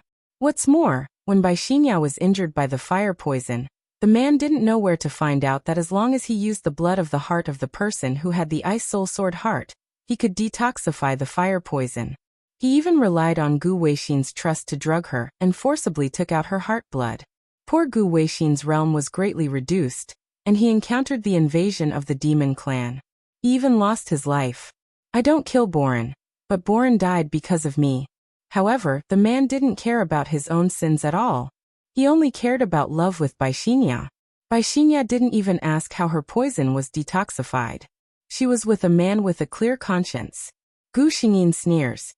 The fire poison is incurable except for the blood of the heart of the person who has the Ice Soul Sword Heart. In the whole Tianlan continent, only Gu Weixin is the Ice Soul Sword Heart. It's impossible to say that Xingya doesn't know who saved her. However, she can ignore this question and never ask. Even when she learned about Gu Weixin's death, she didn't say anything. It's really a pure and flawless White Lotus. While Gu Xingyin was absent-minded, all the elders in the hall were arguing over who to accept Gu Xingyin as their disciple. Who wouldn't want to take in a 10th-tier sword heart that was hard to come by in 10,000 years? However, before they could come to a conclusion, a message from the most distant and mysterious mountain of the Star Azura sword sect stopped the discussion. The elder ancestor who had been in seclusion for many years and no longer cared about worldly affairs actually came out of seclusion in person and said that he wanted to take Gu Xingyin as his disciple. With that ancestor taking action, the others naturally did not dare to have any objections. The Star-Gathering Sword Sect's Star River Sect master personally led Gu Xingyin to the ancestors' Ling Xiao Peak. Gu Xingyin was a little surprised. There was no such thing in the original plot. Gu Weixin was finally accepted as a personal disciple by Zhenren Xinghe, and became the first disciple of the Star Luo Sword Sect. If he became the disciple of the ancestor who had been in seclusion for many years, wouldn't his seniority be much higher than that of the leader? Gu Xingyin secretly hesitated. Thinking of the Devil King in the last world, he couldn't help but have another guess in his heart. Could it be that the legendary ancestor would be his lover? In this way, it makes sense that it's different from the original plot. Gu Xingyin couldn't help but have a little expectation in his heart. Ling Xiao Peak was located in one of the most remote places in the Star-Gathering Sword Sect. Few people came to disturb it on weekdays. The residence of the ancestor was on the top of the peak. In order to show his respect for the ancestor, Zhenren Xinghe took Gu Xingyin step by step to the top of the peak. Chapter 90. Lingxiao Peak was 1,000 feet tall, and the distance from the foot of the mountain to the top was not short. However, just halfway up the mountain, Gu Xingyin could not hold on any longer. Although her natural aptitude was against the heavens, she was now only an 8-year-old child. Such a journey was too long for her. However, she did not have any slack or complaints. Zhenren Xinghe looked at the little girl with a calm face, and followed him to the top of the mountain without saying a word. Even though her forehead was covered with sweat, Gu Weixin never cried out for exhaustion and proposed to rest. Zhenren Xinghe secretly praised her. Her aptitude was against the heavens, and her heart was tenacious. This girl was really a natural seedling for sword cultivation. At this moment, a crane cry came from the distant horizon. Gu Xingyin looked up and saw a beautiful white crane falling from the sky. At the same time, a voice like ice and jade colliding came from the red-crowned crane. "Come up." Gu Xingyin looked at the red-crowned crane with some novelty, but Zhenren Xinghe respectfully saluted the crane. "I will obey the orders of the great ancestor." After that, he held Gu Xingyin in one hand, tapped his toes, and landed lightly on the back of the white crane. The white crane gave a long cry, spread its wings, and flew towards the top of the mountain. The two of them stood at the top of the mountain, and the white crane that had just supported them flashed with white light, turned into a light paper crane, and disappeared. Gu Xingyin. The world of cultivation is really magical. At this moment, Elder Xinghe, who was standing beside Gu Xingyin, suddenly changed his expression and became respectful. After a long while, Elder Xinghe suddenly turned to Gu Xingyin and said, "The great ancestor has been in seclusion for many years and does not want to see strangers.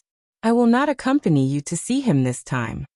He told Gu Xingyin where the great ancestor was and left. Gu Xingyin. If it was really the 8-year-old Gu Weixin at this time, he must be nervous and scared, right? She walked towards the cave abode that Sage Xing he had pointed out. Without a doubt, she had obtained the approval of the owner of the cave. Those terrifying restrictions set up in the cave did not react to Gu Xingyin at all. Gu Xingyin observed her surroundings as she walked. If Zhenren Xing he had not personally pointed the way, she would never have imagined that there was someone living in this place. There were no superfluous decorations in the cave, and the walls were bare. As she walked in, she saw a few simple futons on the ground. On the right, there was a large stone room with messy sword marks on the ground. Gu Xingyin only took one look at it, and she immediately felt a stinging pain in her eyes, as if her mind was being pricked by needles. She couldn't help but cry out in pain as cold sweat poured down like rain. "Calm your mind." The cold jade-like voice that was heard from the white crane appeared once again. At the same time, a hand was placed on Gu Xingyin's head. Gu Xingyin only felt that there was a cool air coming into her body from the hand on her head. The stinging pain was smoothed out one by one with this cool air and disappeared. She opened her eyes and looked at the man who looked very tall and straight for her at the moment. She saw the long hair that was like a waterfall. It was snow-white and long to her ankles. Under the long hair, there was a strange young face. Gu Xingyin saw such a person for the first time. He had the face of 20 years old, but the eyes of 100 years old. Of course, his real age was definitely more than this number. This ice and snow man leaned over to Gu Xingyin and said, "Would you like to worship me as a teacher?" Chapter 91. Gu Xingyin thought in a trance. Compared with Gu Weixin, this person is really made of ice and snow, isn't he? She took a step back with a serious face and made a formal salute to the man in white. "Disciple Gu Weixin, pay my respects to Shizuan." The white-robed man's expression softened for a moment, and he nodded at Gu Xingyin. "All right, remember, my name is Ling Xiao. You are my first disciple, and you will also be my last." Gu Xingyin lived in Lingxiao Peak from then on. The more time passed, the more she felt that her master Ling Xiao was not like a mortal. In addition to teaching Gu Xingyin, he never communicated with outsiders, and did not need to eat. Even this Lingxiao Peak, before Gu Xingyin's arrival, had not allowed outsiders to set foot on it for thousands of years. It's really hard to imagine what kind of life this person has lived. Doesn't he feel bored? Half a year after coming to Lingxiao Peak, Gu Xingyin finally asked this question. Venerable Lingxiao was stunned for a moment. He was a good master. He would try his best to answer his apprentice's questions. Looking at the clear eyes of his little disciple, Venerable Ling Xiao frowned, thought for a moment, and replied, "Bored? The way of the sword is broad and profound. Even if I spend my whole life, I can't find out 1/10,000th of the way. How can I be bored?" Gu Xingyin was silent. Everyone said that the great-granduncle of Ling Xiao Peak was as cold as snow. He was inhuman. He was born to be a cold-hearted person, and a born sword practitioner. Gu Xingyin thought that he was not cold-hearted, but had given all his thoughts and feelings to the way of the sword. If he didn't know that his time was coming and needed to cultivate a new sword master for the Star Sword sect, Gu Xingyin was sure that he would never propose to accept himself as a disciple. Venerable Ling Xiao looked at his little apprentice who lowered his head and didn't speak. He thought for a moment, and suddenly had a good idea. Is idealism bored? He thought for a moment. Children of this age were indeed fond of bustling. Ever since he was young, he had always been a loner and didn't like to talk to people, but he had forgotten that his disciple wasn't necessarily the same. Gu Xingyin was stunned by the question. She hadn't interacted with outsiders for the past 6 months, but it wasn't something that was unbearable. Venerable Ling Xiao was a very good teacher. He was able to impart his understanding of the sword Dao to his disciple in the simplest way. Gu Xingyin benefited a lot from this. Before Gu Xingyin could react, Venerable Ling Xiao made his decision. I didn't think it through. Gu Xingyin, what's going on? Master, what exactly are you thinking? Soon, Gu Xingyin knew what Venerable Ling Xiao was thinking. Every few days, a child about the same age as Gu Xingyin would be sent to Ling Xiao Peak. They all had a common characteristic, and that was that their sword hearts were all above the 7th level. According to Venerable Ling Xiao's understanding, those with sword hearts below the 7th level were considered to be very weak. Gu Xingyin didn't know whether to laugh or cry. She knew that her master didn't mean to discriminate, but he thought so from the bottom of his heart. However, Venerable Ling Xiao found that his method didn't have the corresponding effect. Those children were like proud sons of the heavens on his peak, and had always been served. When they came to Ling Xiao Peak, there was nothing to say. There was also a cold and scary great ancestor. None of the children were willing to come a second time after the first time. After Venerable Ling Xiao was distressed for a while, he finally thought of a very suitable person. Chapter 92. When Gu Xingyin received a message from her master, she was practicing her swordsmanship on a flat area on Ling Xiao Peak. When she arrived at her master's residence, she saw another man beside her master. This was the first time Gu Xingyin saw someone who could smile so naturally in front of her master. Only idealism, this is your. Venerable Ling Xiao seemed to pause for a moment. You can call him senior brother. In the future, your senior brother will accompany you. The man turned around. Gu Xingyin would remember it for a long time. The man had his head lowered, and the fragrance of lotus flowers wafted over his face. His jade-like face was full of gentleness. You're called idealism, right? I'm Xuanke, your senior brother. Gu Xingyin's heart settled down amidst this fragrance. Xuanke? If her memory was correct, this Xuanke was the other sword saint expert of the Stellar Sword sect? Unlike Venerable Ling Xiao, Xuanke could be considered young among sword saints. He was not even 1,000 years old. In terms of seniority, Xuanke was the last disciple of Venerable Ling Xiao's senior brother, so it was natural for Gu Xingyin to call him senior brother. Let a sword saint expert play with her? Gu Xingyin felt that he was indeed worthy of being her master. In the entire endless sky great world, there were few people who could compare to him. Xuanke looked at the beautiful little girl looking at him with a sparkling face, and his heart could not help but soften a little. In the following days, Xuanke would come to Ling Xiao Peak from time to time. Occasionally, he would give Gu Xingyin some pointers, but most of the time, he would bring her some trinkets from the outside world, or tell her some interesting stories about the Stellar Sword sect. 10 years passed just like that. The only thing that made Gu Xingyin somewhat helpless was that her lover in this life seemed to have always regarded her as a little girl who had not yet grown up. It could be seen that he did not have the slightest bit of romantic feelings for her. However, the future was long. A swordsman, especially a high-level swordsman, had a lifespan of thousands of years. They had enough time to spend together, didn't they? The aptitude of Gu Xingyin's body was indeed astonishing.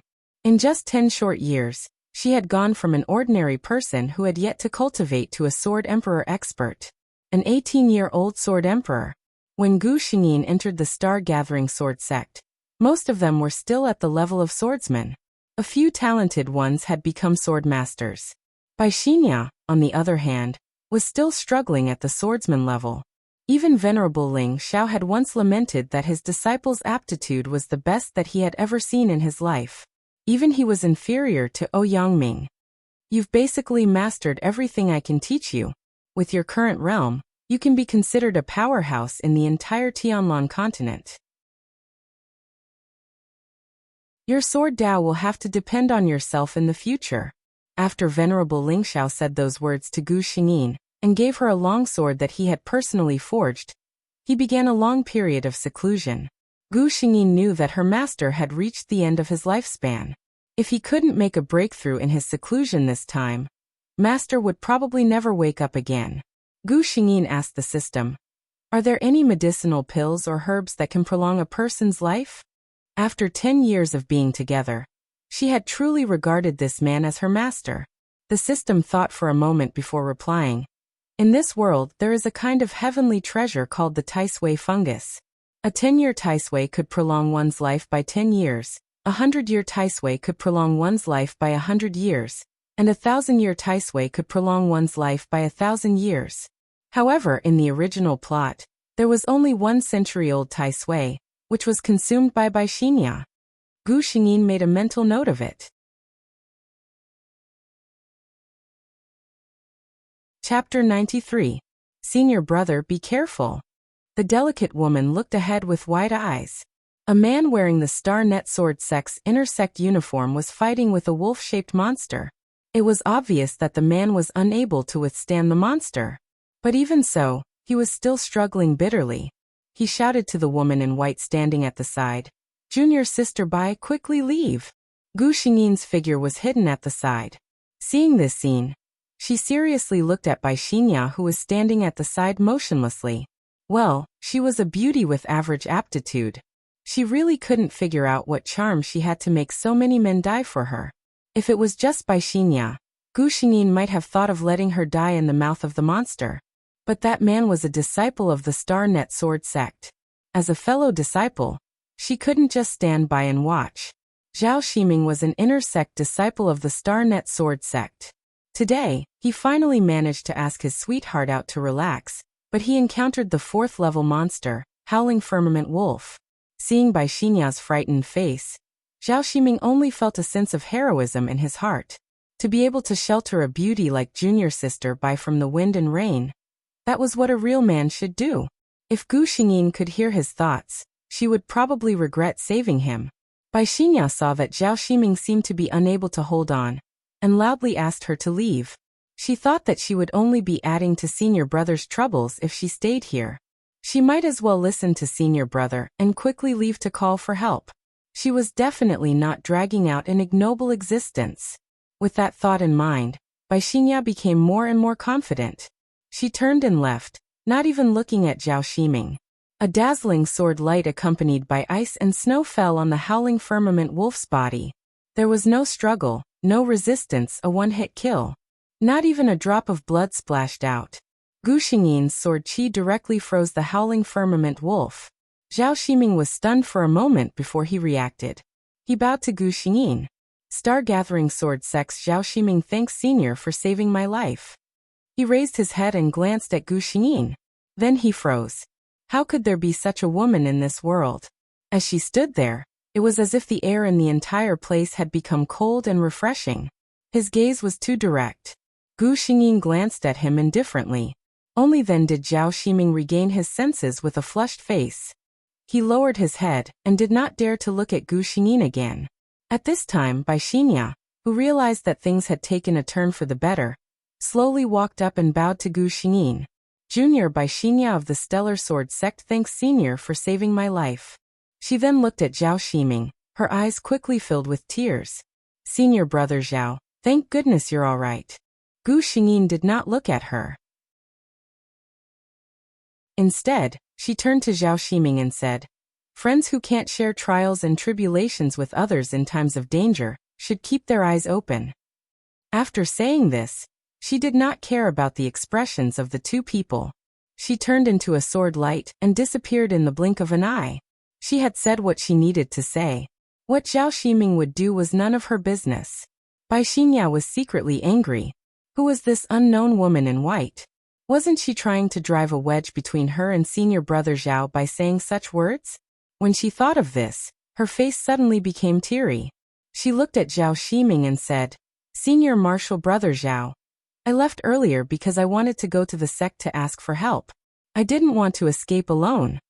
Zhao Ximing's expression kept changing. No one knew what he was thinking. Hearing Bai Xingya's words, he suddenly smiled affectionately and said, "Of course I believe that junior sister Bai is not such a person." Bai Xingya heard this and relaxed. She gently nestled in Zhao Ximing's arms and said carelessly, "I don't know why that senior said such heart-wrenching words. Could it be that I offended her in some way?" Zhao Ximing did not say anything. His eyes flashed coldly because of these words. Chapter 94. Gu Xingyin didn't tell anyone about her trip to Lingxiao Peak except for Xinghe. The Starry Sword sect was in the north of the Tianlan continent, so she headed south. It was said that Tai Sui liked dark and humid places, and usually appeared in the south. Finding Tai Sui was only one of her goals. Venerable Ling Xiao gave her a mission for this trip. She had to challenge 100 sword emperors. When Gu Xingyin heard Venerable Ling Xiao's words, she complained to the system in her heart. "Look, is this something a female martial artist should do?" The system didn't want to answer her. "Could you restrain your eager eyes a little when you said this?" Recently, a sword emperor had appeared in the Tianlan continent, and he was in the limelight. It was said that she came from the north, and no one knew her identity or her sect. It was said that she was very young, but no witnesses revealed the truth, so no one knew her exact age. What everyone was sure of was that she was a woman, and a very beautiful woman. A lot of people were interested in the topic of women, not to mention a beautiful and powerful woman. This sword emperor, who had never been heard of before, started from the Starry Sword sect in the north and issued letters of challenge to every famous sword emperor. Sword cultivators liked to fight, and it was a fair challenge, so no one would refuse. One battle after another attracted everyone's attention to this sword emperor. 10 battles, 10 victories. 15 battles, 14 victories. 30 battles, 26 victories. More and more people started to follow her, guessing which famous sword emperor she would challenge next. Where would her sword stop in the end? Gu Xingyin sat in a tavern wearing a cloak, listening to the people at the next table talking. "Did you hear?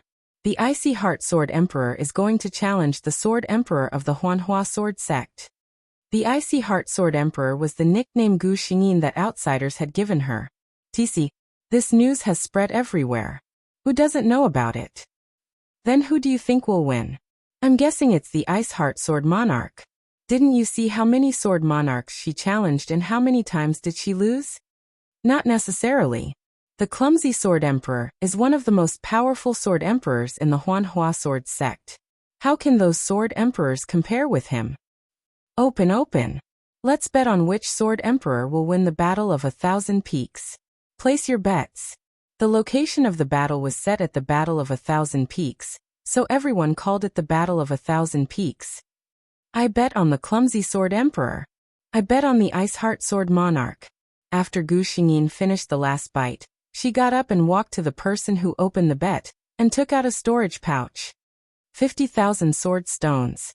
"I bet on the Ice Heart Sword Monarch." There was a moment of silence.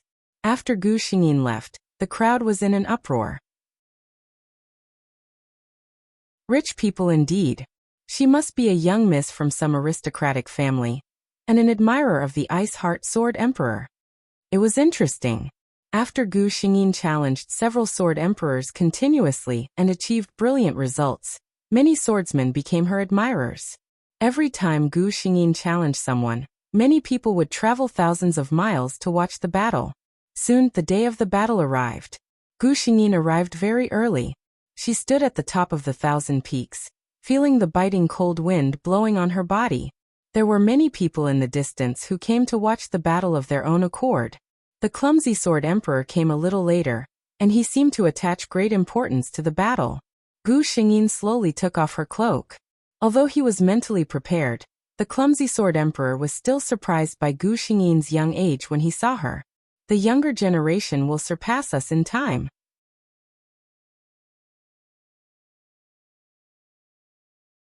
Chapter 95. Gu Xingyin puts away the sword in her hand.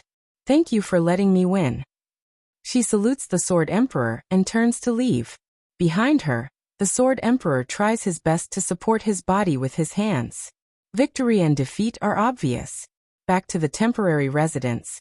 Gu Xingyin can't bear it anymore and spits out a mouthful of blood. The sword emperor deserves to be a famous swordsman.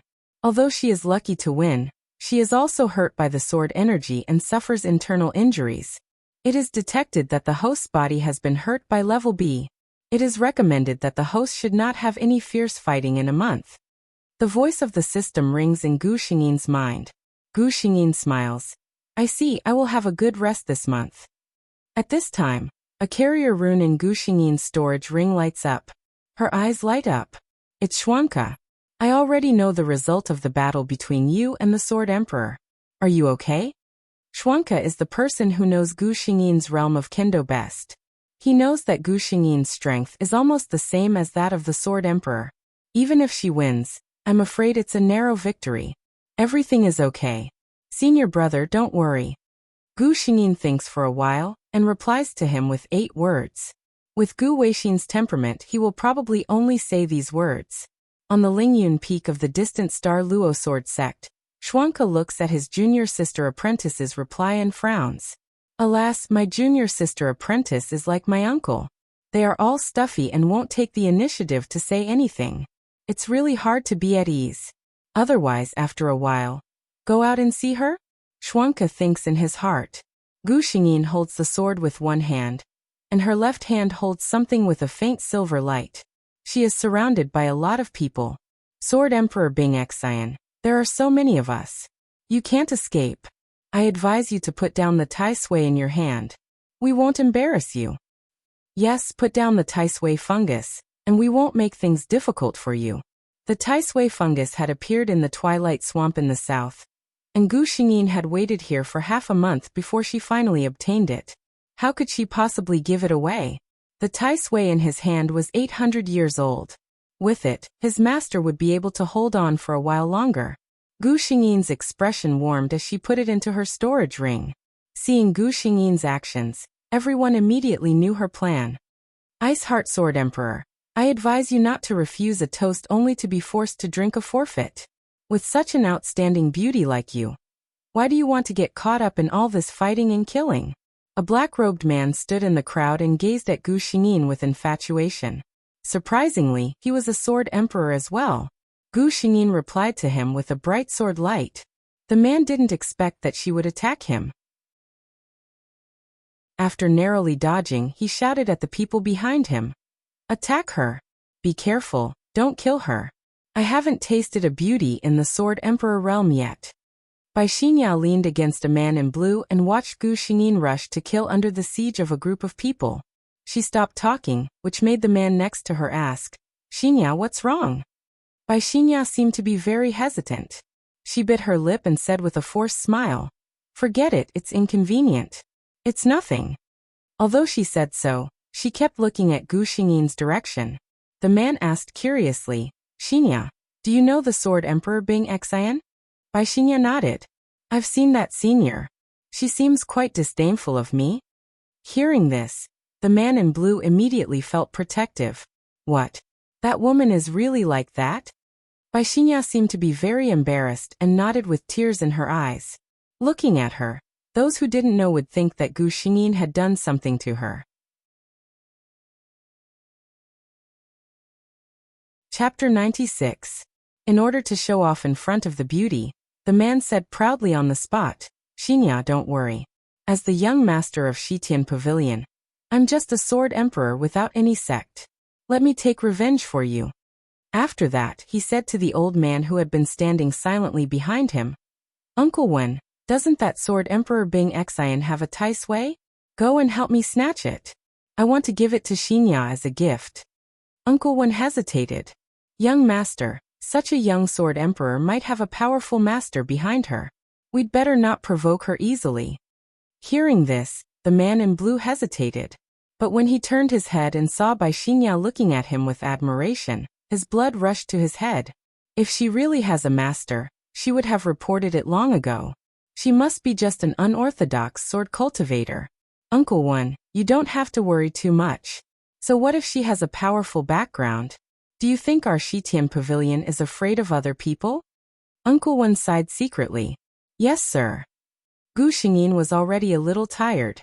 Among the people besieging her, there were at least 3 sword emperors. If she was not careful, there would be another wound on her body. At this moment, a powerful aura locked on her. Gu Xingyin's heart trembled. He looked up and saw a gray-robed elder. My young master wants the Tai Sui fungus in your hands. If it's convenient for you, my Shitian pavilion can give you a generous compensation.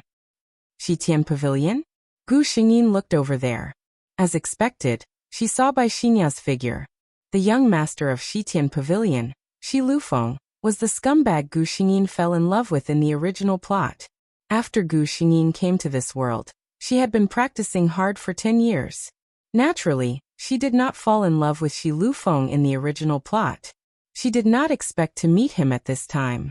The pressure on the old man in gray was too strong. He was actually a sword venerable. But it was absolutely impossible for her to hand over the Tai Sui. Gu Xingyin said coldly, the Tai Sui is very useful to me. You'd better give up this idea. When had the gray-robed old man ever been rejected in such a blatant manner? His expression darkened. Since that's the case, this old man will have to put in some effort. The aura of a sword venerable exploded in an instant, and the 3 sword emperors who were besieging Gu Xingyin retreated one after another. Gu Xingyin only felt an aura coming towards him. He couldn't suppress the injuries in his body for a moment, and he spat out a mouthful of blood. She raised the sword in her hand. The system shouted anxiously in Gu Xingyin's mind. The host's situation is not optimistic. Please do not force yourself. Gu Xingyin said. I specially found this Tai Sui for master. I don't know when it will appear again. You can't hand it over. Gu Xingyin only felt a chill as the long sword pierced through his body. She felt a little weak in her body. Using her hand to support her sword, she knelt on the ground. A hint of killing intent flashed in the eyes of the gray-robed old man. Since they had become enemies, such a person couldn't be left in the world. How dare you? An angry voice seemed to come from the sky. The gray-robed old man only felt a flash in front of his eyes, and his body was cold. A snow-white corner of clothes flashed past, and this was the last scene he saw. Schwanka didn't look at the gray-robed old man lying on the ground. He bent down and picked up Gu Xingyin. Senior brother? Gu Xingyin only felt a warm aura surrounding her. The familiar feeling made her feel extremely at ease, and she fell asleep with ease.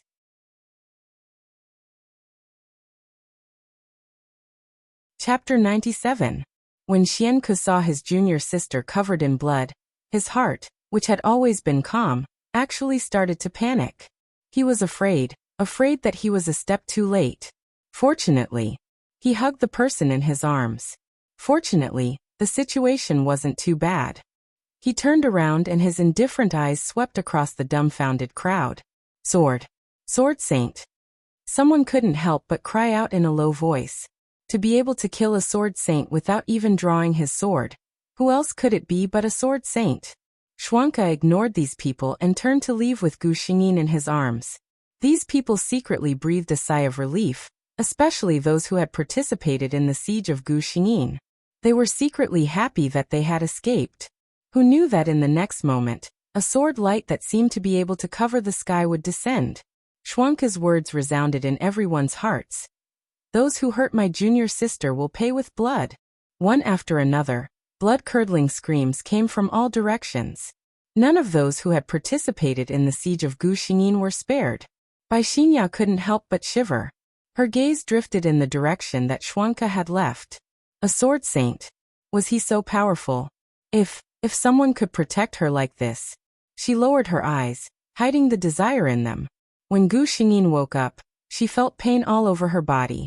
System, can I apply to block out the pain? She discussed with the system. The system was unwilling to cooperate. The system has warned the host before to stop dangerous actions. This will lead to extremely serious consequences, even the death of the host's physical body in this world. Since the host didn't listen to the advice, then you must be prepared to suffer. For some reason, Gu Xingyin could hear the concern in the system's words. She begged for mercy. All right, I'll be careful next time. Being careful, not guaranteeing that it wouldn't happen again. Gu Xingyin thought that there were some things that could not be avoided just because one knew the consequences. After all, the system was just an artificial intelligence. It couldn't understand Gu Xingyin's subtext. Moreover, the host's performance had always been excellent. The naive system was quickly coaxed into forgiving Gu Xingyin. Junior sister, you're awake? Schwanke came in with a tray in his hands. Senior brother. Gu Xingyin looked at him with an inexplicable sense of guilt. Since you're awake, drink the medicine. Schwanke ignored him and got up to leave. Senior brother? Gu Xingyin quickly grabbed his sleeve. Schwanke looked at her with half-closed eyes. Senior brother, are you angry?